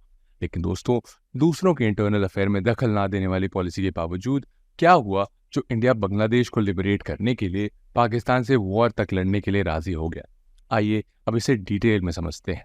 Bangladesh liberation war. दोस्तों, 1972 के बांग्लादेश लिबरेशन वॉर से पहले बांग्लादेश पाकिस्तान का ईस्टर्न मोस्ट प्रोविंस हुआ करता था और इसे ईस्ट पाकिस्तान के नाम से भी जाना जाता था। दोस्तों, ईस्ट और वेस्ट पाकिस्तान जोग्राफिकली, कल्चरली और आइडियोलॉजिकली एक दूसरे से काफी अलग हुआ करते थे। पाकिस्तान की ओवरऑल पॉलिटिक्स में वेस्ट पाकिस्तान के इंटरेस्ट का दबदबा था और ईस्ट पाकिस्तान के इंटरेस्ट को काफी हद तक इग्नोर कर दिया जाता था और लगातार डिस्क्रिमिनेशन फेस करने की वजह से ईस्ट पाकिस्तान में डिस्कंटेंट बढ़ने लगा और 1970 आते आते ये डिस्कंटेंट एक इंडिपेंडेंस मूवमेंट का शेप लेने लगा था, जिसका मेन ऑब्जेक्टिव ईस्ट पाकिस्तान के लिए ज़्यादा ऑटोनॉमी हासिल करना था। दोस्तों, ईस्ट पाकिस्तान के कैरिस्मेटिक लीडर शेख मुजीबुर रहमान इस मूवमेंट को लीड कर रहे थे और इस मूवमेंट का इमीडिएट रीज़न बना 1970 का पाकिस्तान का पॉलिटिकल क्राइसिस। हुआ ये था दोस्तों कि 7 दिसंबर 1970 को पाकिस्तान के जनरल इलेक्शंस के रिजल्ट डिक्लेयर किए गए थे, जिसमें ईस्ट पाकिस्तान के शेख मुजीबुर रहमान की आवामी लीग पार्टी विनर के रूप में इमर्ज हुई थी। लेकिन पाकिस्तानी जनरल आगा मोहम्मद याह्या खान और जुल्फिकार अली भुट्टो को ये इलेक्शन रिजल्ट मंजूर नहीं था और उन्होंने मुजीबुर रहमान पर इलेक्शन रिगिंग के आरोप लगा दिए। इससे ईस्ट पाकिस्तान में सिचुएशन और एक्सप्लोसिव हो गई और पहले से डिस्कंटेंट ईस्ट पाकिस्तान की पार्टी आवामी लीग और जनता ने एक अलग इंडिपेंडेंट स्टेट बांग्लादेश बनाने की मांग रख दी। बाद में वेस्ट पाकिस्तान और आवामी लीग के लीडर्स ने नेगोशिएशन करने की कोशिश तो की, बट इसका कुछ पॉजिटिव आउटकम नहीं निकला। फ्रूटलेस नेगोशिएशन के बाद 25 मार्च 1971 को वेस्ट पाकिस्तान ने ईस्ट पाकिस्तान में आर्मी डिप्लॉय कर दी और फिर शुरू हुआ ईस्ट पाकिस्तान के एथनिक बांग्लादेशियों का पाकिस्तानी आर्मी द्वारा large scale prosecution. West Pakistan के मिलिट्री जनरल्स द्वारा इस ऑपरेशन को ऑपरेशन सर्चलाइट का नाम दिया गया और इस ऑपरेशन का ईस्ट पाकिस्तान ने भी जवाब देते हुए एक आर्म्ड मिलिशिया बनाया जिसका नाम था मुक्ति बाहिनी। इस large scale human right violation और बंगालियों की पाकिस्तानी आर्मी द्वारा एथनिक प्रोसिक्यूशन से लाखों लोग ईस्ट पाकिस्तान से इंडिया की तरफ माइग्रेट करने लगे और 1971 में इंडिया में प्रोसिक्यूटेड रेफ्यूजीज की संख्या 15 मिलियन के पार हो चुकी थी और ये अब तक की साउथ एशियन हिस्ट्री में सबसे बड़ी ह्यूमैनिटेरियन क्राइसिस थी। इंडिया के ईस्टर्न और north eastern states east Pakistan से कंटिन्यूसली आ रहे माइग्रेंट से भर चुके थे और अब ये इंडियन स्टेट्स में डेमोग्राफिक प्रॉब्लम्स क्रिएट करने लगी थी। और इसी बीच इंडिया ने इंटरनेशनल कम्युनिटी से पाकिस्तान को रोकने की मांग रखी, लेकिन किसी भी देश ने पाकिस्तान के इस मामले में दखल देने से मना कर दिया और उल्टा पाकिस्तान को तो यूएस का फुल सपोर्ट भी प्राप्त हुआ। और आखिरकार इंडियन पीएम इंदिरा गांधी ने इस ह्यूमैनिटेरियन क्राइसिस में खुद ही इंटरवीन करने का डिसीजन लिया और इंडियन आर्मी को जनरल मानेकशॉ की लीडरशिप में ईस्ट पाकिस्तान में एंटर करने के लिए ऑर्डर दिए गए और कुछ ही दिनों में इंडियन ट्रूप्स ने ईस्ट पाकिस्तान में एंटर करके पाकिस्तानी आर्मी के अगेंस्ट मेजर ऑफेंसिव्स लॉन्च करना शुरू कर दिया। दोस्तों, हुआ ये कि 1973 में गुजरात के एलडी इंजीनियरिंग कॉलेज के स्टूडेंट्स ने खाने के बढ़ते दामों के खिलाफ एक प्रोटेस्ट किया और ऐसे ही प्रोटेस्ट बिहार में भी होने लगे। इसके बाद सरकार ने बहुत सारे स्टूडेंट्स को अरेस्ट कर लिया, जिसके बाद स्टूडेंट यूनियन ने जयप्रकाश नारायण को इनविटेशन भेजा कि वो इस आंदोलन में स्टूडेंट्स का साथ दें। तो दोस्तों, जयप्रकाश नारायण ने इनविटेशन एक्सेप्ट करते हुए पूरे देश में टोटल रेवोल्यूशन की घोषणा कर दी और उसी के दौरान एक समाजवादी लीडर जॉर्ज फर्नांडिस ने भी रेलवे प्रोटेस्ट स्टार्ट कर दिया और गुजरात और बिहार के एंटी गवर्नमेंट मूवमेंट पूरे देश में आग की तरह फैलने लगे। दोस्तों, इसी समय एक और ऐसा इंसिडेंट हुआ जिसने सिचुएशन में आग का काम किया और वो था राजनारायण का प्राइम मिनिस्टर इंदिरा गांधी के खिलाफ 1971 में इलाहाबाद हाई कोर्ट में एक पिटीशन फाइल करना, जिसमें उन्होंने ये कहा कि पीएम इंदिरा गांधी ने अनफेयर मींस के थ्रू इलेक्शन जीता है और इसके लिए उनके इलेक्शन को इनवैलिड डिक्लेयर कर देना चाहिए। और दोस्तों, 1975 में इलाहाबाद हाई कोर्ट के जज जस्टिस जगमोहन लाल सिन्हा ने इंदिरा गांधी के इलेक्शन को अपने जजमेंट में इनवैलिड बताया और साथ ही उनके अगले 6 साल तक इलेक्शन कंटेस्ट पर रोक लगा दी। दोस्तों, ये केस फिर सुप्रीम कोर्ट में गया और इमरजेंसी लगने से ठीक 2 दिन पहले सुप्रीम कोर्ट के जज वी आर कृष्णा अय्यर ने इलाहाबाद के डिसीजन को अपहेल्ड किया, पर इंदिरा गांधी को प्राइम मिनिस्टर पद पर रहने की छूट दी। सुप्रीम कोर्ट के जजमेंट के बाद देश में चल रहे एंटी इंदिरा मूवमेंट और भी इंटेंस हो गए और जयप्रकाश नारायण ने रामलीला मैदान में 5 लाख लोगों को मोबिलाइज करते हुए पीएम इंदिरा गांधी से रेजिग्नेशन की डिमांड रख दी। इस समय तक इंदिरा गांधी को तख्ता पलट का डर सताने लगा था, जिसके कारण उन्होंने अपने कंसल्टेंट से सलाह लेकर 25 जून 1975 को देश में आपातकाल यानी नेशनल इमरजेंसी की घोषणा कर दी। Situation under emergency. दोस्तों, इमरजेंसी के दौरान बहुत सारे कॉन्स्टिट्यूशनल राइट्स को कर्ब किया गया, जैसे freedom of speech and expression, freedom of press etcetera पर भी रोक लगा दी गई और किसी भी तरह की स्ट्राइक या प्रोटेस्ट को इलीगल डिक्लेयर कर दिया गया।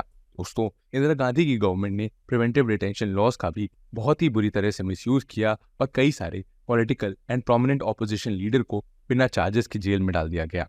और सिर्फ यही नहीं दोस्तों, उसी समय गवर्नमेंट द्वारा कई क्रिटिकल कॉन्स्टिट्यूशनल अमेंडमेंट एक्ट भी पास किए गए, जैसे 39th कॉन्स्टिट्यूशनल अमेंडमेंट एक्ट, जिसने इलेक्शंस को सुप्रीम कोर्ट के दायरे से बाहर कर दिया, 42nd कॉन्स्टिट्यूशनल अमेंडमेंट एक्ट, जिसमें यह कहा गया कि किसी भी कॉन्स्टिट्यूशनल अमेंडमेंट को कोर्ट में चैलेंज नहीं किया जा सकता, और इसके साथ ही लोकसभा के टेन्योर को भी 5 साल से बढ़ाकर 6 साल का कर दिया गया। तो दोस्तों, ये तो बात हुई इमरजेंसी की। अब चलिए हम इम्पैक्ट ऑफ इमरजेंसी और उसके आफ्टर मैथ को समझते हैं। इमरजेंसी लगने के 21 महीने बाद 21 मार्च 1977 को इंदिरा गांधी ने इमरजेंसी हटाने की घोषणा की और इमरजेंसी हटाने का फैसला कांग्रेस को इतना भारी पड़ा कि नेक्स्ट इलेक्शन में इंदिरा गांधी और कांग्रेस को बहुत बुरी हार झेलनी पड़ी। कांग्रेस की हार के साथ ही देश में पहली बार नॉन कांग्रेस गवर्नमेंट यानी जनता पार्टी की सरकार पावर में आई और नई सरकार के पावर में आते ही इंदिरा गांधी की गवर्नमेंट द्वारा इमरजेंसी के दौरान हुए पावर अब्यूज की इन्वेस्टिगेशन के लिए शाह कमीशन कंस्टिट्यूट कर दिया गया। शाह कमीशन ने अपनी रिपोर्ट में बताया कि लगभग 1 लाख लोगों को इमरजेंसी के दौरान प्रिवेंटिव डिटेंशन लॉ के अंडर अरेस्ट किया गया था और इंदिरा गांधी की गवर्नमेंट ने फ्रीडम ऑफ प्रेस और फ्रीडम ऑफ स्पीच जैसी राइट्स को कर्टेल करके लोगों की पर्सनल लाइफ को बहुत ही बड़े लेवल पर इफेक्ट किया था।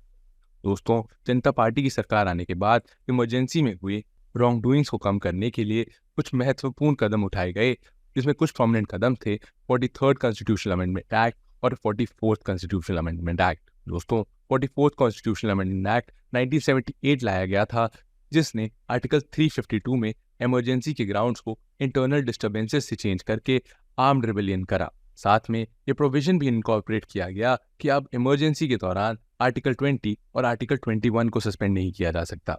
और इतना ही नहीं, 42nd कॉन्स्टिट्यूशनल अमेंडमेंट के कई सारे कंट्रोवर्शियल प्रोविजंस को भी प्रकट कर दिया गया। और इसके साथ ही 43rd कॉन्स्टिट्यूशनल अमेंडमेंट एक्ट भी पास हुआ और सुप्रीम कोर्ट और हाई कोर्ट की पावर को रिस्टोर कर दिया गया। और दोस्तों, मीडिया रिपोर्ट्स और इतिहासकारों ने इमरजेंसी को कंट्रोवर्शियल और अनडेमोक्रेटिक बताया और जयप्रकाश नारायण ने इमरजेंसी को darkest chapter of Indian democracy भी कहा।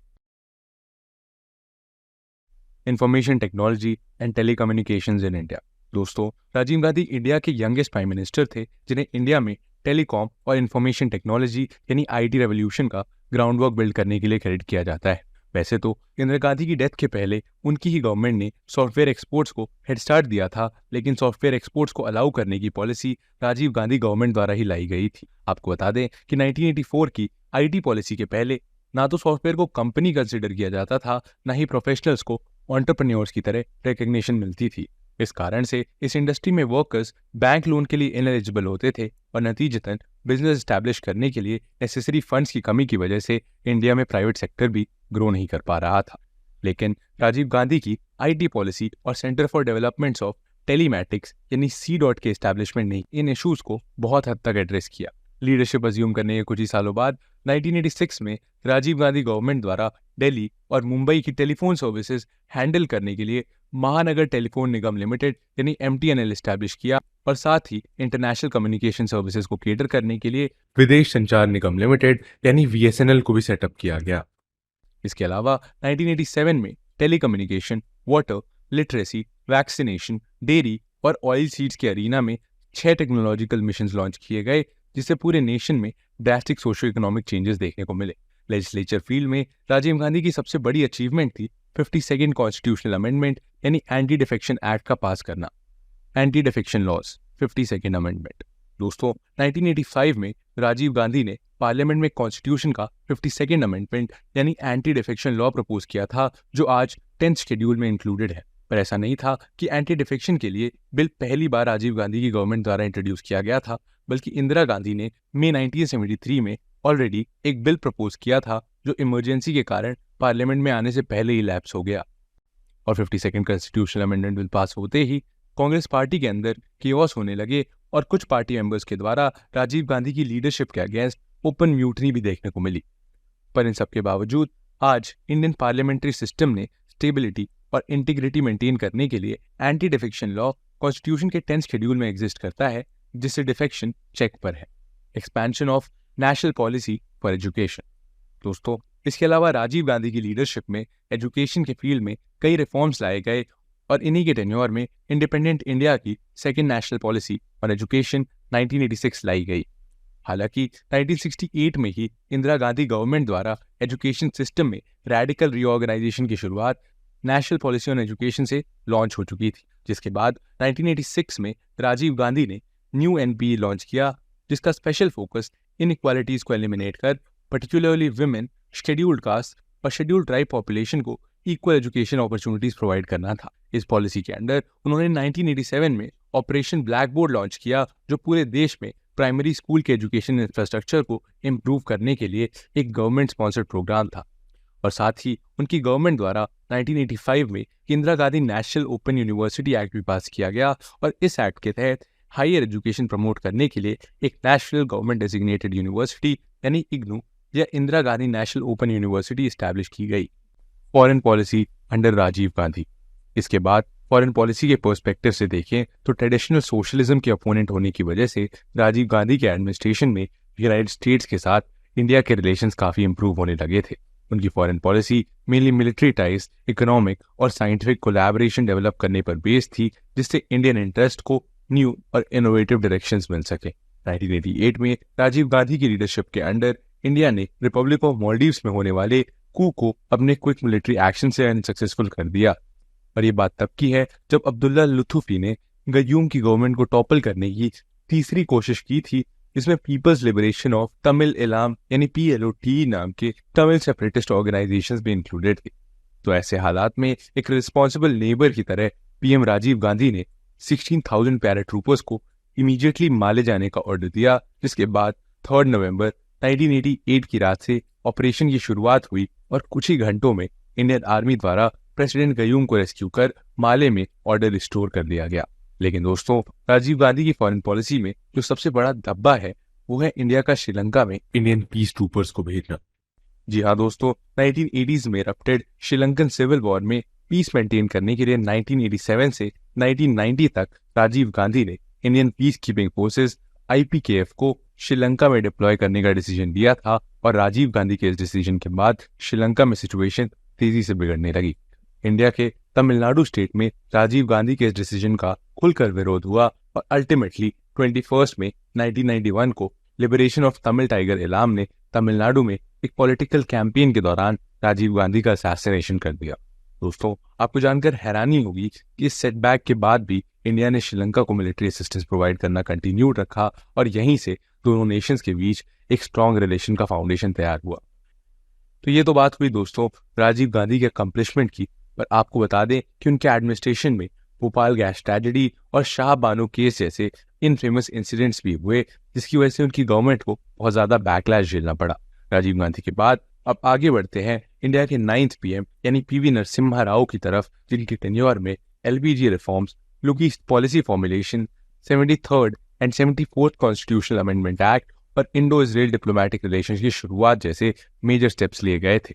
PV नरसिम्हा राव। दोस्तों, नरसिम्हा राव एक फ्रीडम फाइटर, रिनोन्ड अकेडमिशियन और लिटरेरी फिगर थे, जिन्हें मेनली उनकी इकोनॉमिक लिबरलाइजेशन की पॉलिसी के लिए जाना जाता है। अपनी लीडरशिप के दौरान उन्होंने लाइसेंस राज के अंडर इम्पोज रिस्ट्रिक्शंस और रेड टेपिज्म जैसे इश्यूज को डिसमेंटल कर इंडियन इंडस्ट्रीज को कॉम्पिटिटिव बनाया। और आपको बता दें कि इकोनॉमिक लिबरलाइजेशन यानी कंट्री की इकोनॉमिक पॉलिसीज को लिबरलाइज करने की फॉर्मल शुरुआत 1991 में की गई थी, लेकिन इसकी शुरुआत राजीव गांधी के समय ही हो चुकी थी। और दोस्तों, इकोनॉमिक और ट्रेड पॉलिसीज के अलावा फॉरेन पॉलिसी के एस्पेक्ट में नरसिम्हा राव गवर्नमेंट की मेन अचीवमेंट ये थी कि उन्होंने अरब कंट्रीज की परवाह ना करते हुए इजराइल जैसी पावरफुल कंट्री के साथ फुल डिप्लोमेटिक रिलेशन एस्टैब्लिश किए, जिसका फायदा इंडिया को आज भी मिल रहा है। और साथ ही इंडिया की फेमस लुक ईस्ट पॉलिसी, जिसे अब एक्ट ईस्ट पॉलिसी के नाम से जाना जाता है, वो भी इन्हीं की गवर्नमेंट के द्वारा लाई गई थी। 1996 टू 1999 3 प्राइम मिनिस्टर्स। दोस्तों, नरसिम्हा राव के बाद इंडियन पॉलिटिक्स में कोई गवर्नमेंट चेंजेस का एक पीरियड शुरू हुआ, जिसमें 1996 से लेकर 1999 तक 3 प्राइम मिनिस्टर्स पावर में आए और गए।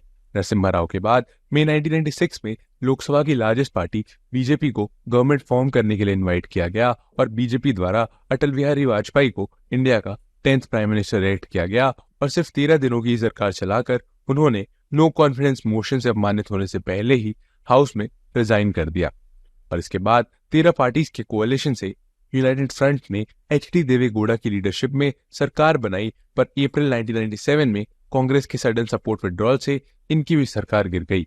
पर अपने शॉर्ट टेन्योर में देवेगौड़ा गवर्नमेंट ने बांग्लादेश के साथ गंगा वाटर अकॉर्ड और चाइना के साथ कॉन्फिडेंस बिल्डिंग मेजर्स की एग्रीमेंट साइन कर ली थी। इंडियन पॉलिटिक्स में इंस्टेबिलिटी देखते हुए इलेक्शन अवॉइड करने के लिए कांग्रेस पार्टी एक कॉम्प्रोमाइज पर पहुंची, जहां उन्होंने नए लीडर्स को सपोर्ट करना चुना। नतीजतन 21 अप्रैल 1996 को आई.के. गुजराल को 11th prime minister of India elect किया गया, जिनके टेन्योर में फेमस गुजराल डॉक्ट्रिन लाया गया था। दोस्तों, गुजराल डॉक्ट्रिन साउथ एशिया में पीसफुल एटमॉस्फेयर क्रिएट करने की एक पॉलिसी थी, जो फ्रेंडशिप, सॉवरेनिटी, इक्वालिटी और नॉन इंटरफेरेंस पर बेस्ड थी। लेकिन लालू प्रसाद के फॉर्डर स्कैम, उत्तर प्रदेश में प्रेसिडेंट्स रूल और राजीव गांधी की डेथ कॉन्स्पिरेसी पर इंक्वायरिंग जैन कमीशन की रिपोर्ट की वजह से गुजराल गवर्नमेंट बहुत कंट्रोवर्सी में रही और फाइनली नवंबर 1998 में कांग्रेस पार्टी के विड्रॉल की वजह से आई.के. गुजराल को रिजाइन करना पड़ा। हालांकि न्यू गवर्नमेंट टेक ओवर करने तक वो इंडिया के केयर टेकर प्राइम मिनिस्टर रहे। Emergence of BJP, October 1998 to 1999 NDA. दोस्तों, 1998 में फिर एक बार अटल बिहारी वाजपेयी देश के प्राइम मिनिस्टर इलेक्ट किए गए और इस बार कई रीजनल पार्टीज की कोalition से गवर्नमेंट फॉर्म की गई, जिसे नेशनल डेमोक्रेटिक अलायंस या एनडीए कहा गया था। लेकिन ये गवर्नमेंट भी सिर्फ अप्रैल 1999 तक ही टिक पाई, क्योंकि तमिलनाडु की रीजनल पार्टी एआईडीएमके ने सपोर्ट विड्रॉ कर लिया था। दोस्तों, हुआ यूं कि 17 अप्रैल 1999 को लोकसभा में एक dramatic no confidence motion pass किया गया, जिसमें सिर्फ एक वोट से गवर्नमेंट हार गई थी और इसके बाद ऑल्टरनेटिव गवर्नमेंट ना होने की वजह से फ्रेश इलेक्शंस कराए गए थे और तब तक Atal Bihari Vajpayee caretaker prime minister बने रहे। दोस्तों, वाजपेयी गवर्नमेंट ने अपने एडमिनिस्ट्रेशन के कुछ ही महीनों में कई नोटेबल इनिशिएटिव्स लिए थे और आइए अब उन पर एक नजर डालते हैं। इनके इनिशिएटिव्स में सबसे पहला था इंडिया का सेकेंड न्यूक्लियर टेस्ट, ऑपरेशन शक्ति। जी हाँ दोस्तों, ऑपरेशन शक्ति यानी पोखरण 2 वाजपेयी जी के ही टेन्योर में कंडक्ट कराया गया था और ये टेस्ट इंडिया का सेकेंड न्यूक्लियर टेस्ट था, जो 1974 के बाद दोबारा 1998 में इंडियन आर्मी के द्वारा पोखरण रेंज में किया गया था। और इस टेस्ट के बाद अटल बिहारी वाजपेयी ने एक प्रेस कॉन्फ्रेंस की थी, जहां उन्होंने ओपनली इंडिया को एक full fledged nuclear state declare किया था। वैसे तो ये टेस्ट इंडिया के लिए बहुत ही बड़ी अचीवमेंट थी, पर western world, particularly United States के लिए ये बहुत बड़ा शॉक था, क्योंकि ये एक्सपेरिमेंट इतनी सीक्रेसी के साथ किया गया था कि पूरी दुनिया पर नजर रखने वाले यूएस को भी इस बात की भनक तक नहीं लगी। और दोस्तों, कहा जाता है कि यूएस इंडिया के इस स्टेप से इतना नाराज हुआ था कि उसने इंडिया से हर तरह की टाइज तोड़ने की धमकी दे दी थी और इंडियन एजेंसीज जैसे इसरो और डीआरडीओ एक्सेट्रा को बैन कर दिया था। यूएस के इस हार्श स्टेप के कारण इंडो यूएस रिलेशंस अपने ऑल टाइम लो पर चले गए। लेकिन दोस्तों, ऐसा केवल यूएस ही नहीं था जिसने इंडिया के न्यूक्लियर टेस्ट को कंडेम किया था, बल्कि यूनाइटेड नेशन सिक्योरिटी काउंसिल ने भी इंडिया द्वारा किए गए न्यूक्लियर टेस्ट को बहुत ही बुरी तरह कंडेम किया।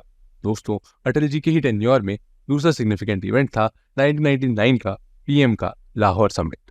1999 में पाकिस्तान के नवाज शरीफ के बुलावे पर हमारे प्राइम मिनिस्टर अटल बिहारी वाजपेयी पाकिस्तान के दौरे पर गए और वहां नवाज शरीफ के साथ लाहौर डिक्लेरेशन साइन किया। दोस्तों, इस रेजोल्यूशन जिसके तहत इंडिया और पाकिस्तान के बीच trade relations, mutual friendship, internal matters में नॉन इंटरफेरेंस, न्यूक्लियर पावर का रिस्पॉन्सिबल यूज, टेररिज्म और ह्यूमन राइट्स एक्सेट्रा जैसे इश्यूज को एड्रेस किया गया, जिससे दोनों नेशन के बीच एक नई पीस प्रोसेस की शुरुआत की जा सके। और साथ ही दिल्ली से लाहौर की बस सर्विस का इनॉग्रेशन भी इसी टाइम किया गया था। पर दोस्तों, ये दोस्ती ज्यादा दिनों तक टिक नहीं पाई, क्योंकि इसी समिट के 3 महीने के अंदर ही पाकिस्तान ने अपनी हरकतें फिर से शुरू कर दी। Kargil war with Pakistan.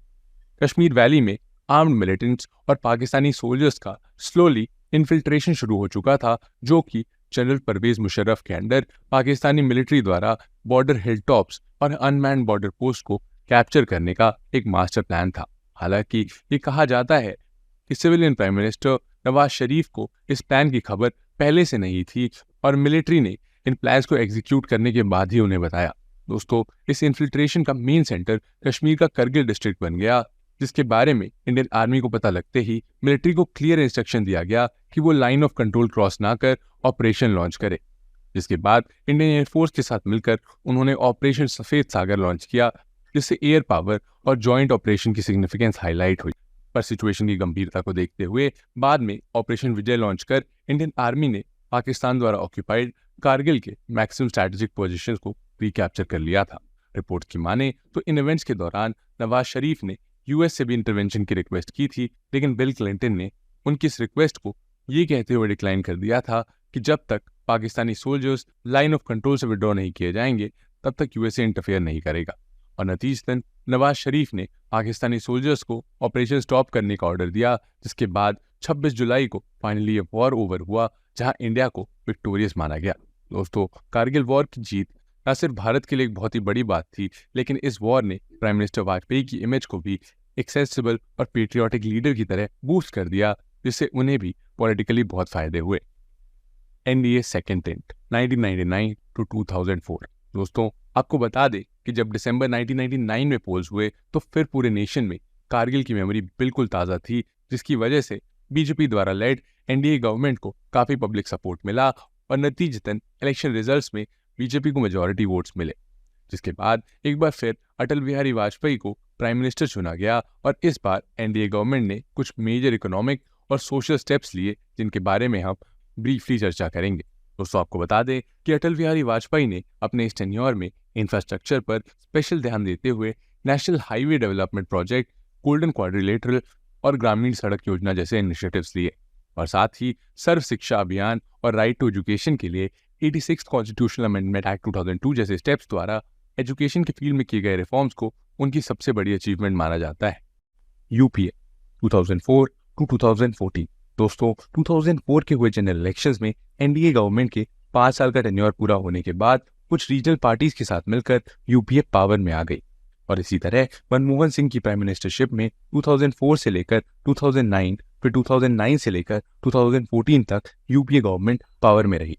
और दोस्तों, आपको बता दें कि UPA गवर्नमेंट के इन 10 सालों में national rural employment guarantee act, national rural health mission, value added tax और मुंबई टेरर अटैक्स के बाद नेशनल इन्वेस्टिगेशन एजेंसी की एस्टैब्लिशमेंट जैसे कई मेजर इवेंट्स हुए।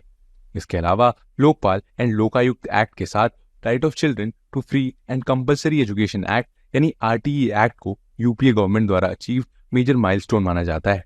लेकिन दोस्तों, अपने सेकेंड टेन्योर में गवर्नमेंट द्वारा रोल्ड आउट कई सोशियो इकोनॉमिक प्रोग्राम्स के पुअर इम्प्लीमेंटेशन और करप्शन के बढ़ते इंस्टेंसेस की वजह से ग्राउंड लेवल पर लोगों में इस गवर्नमेंट के अगेंस्ट बहुत डिससैटिस्फैक्शन देखने को मिला, जिसका कंसिक्वेंस कांग्रेस गवर्नमेंट को 2014 के जनरल इलेक्शंस में देखने को मिला।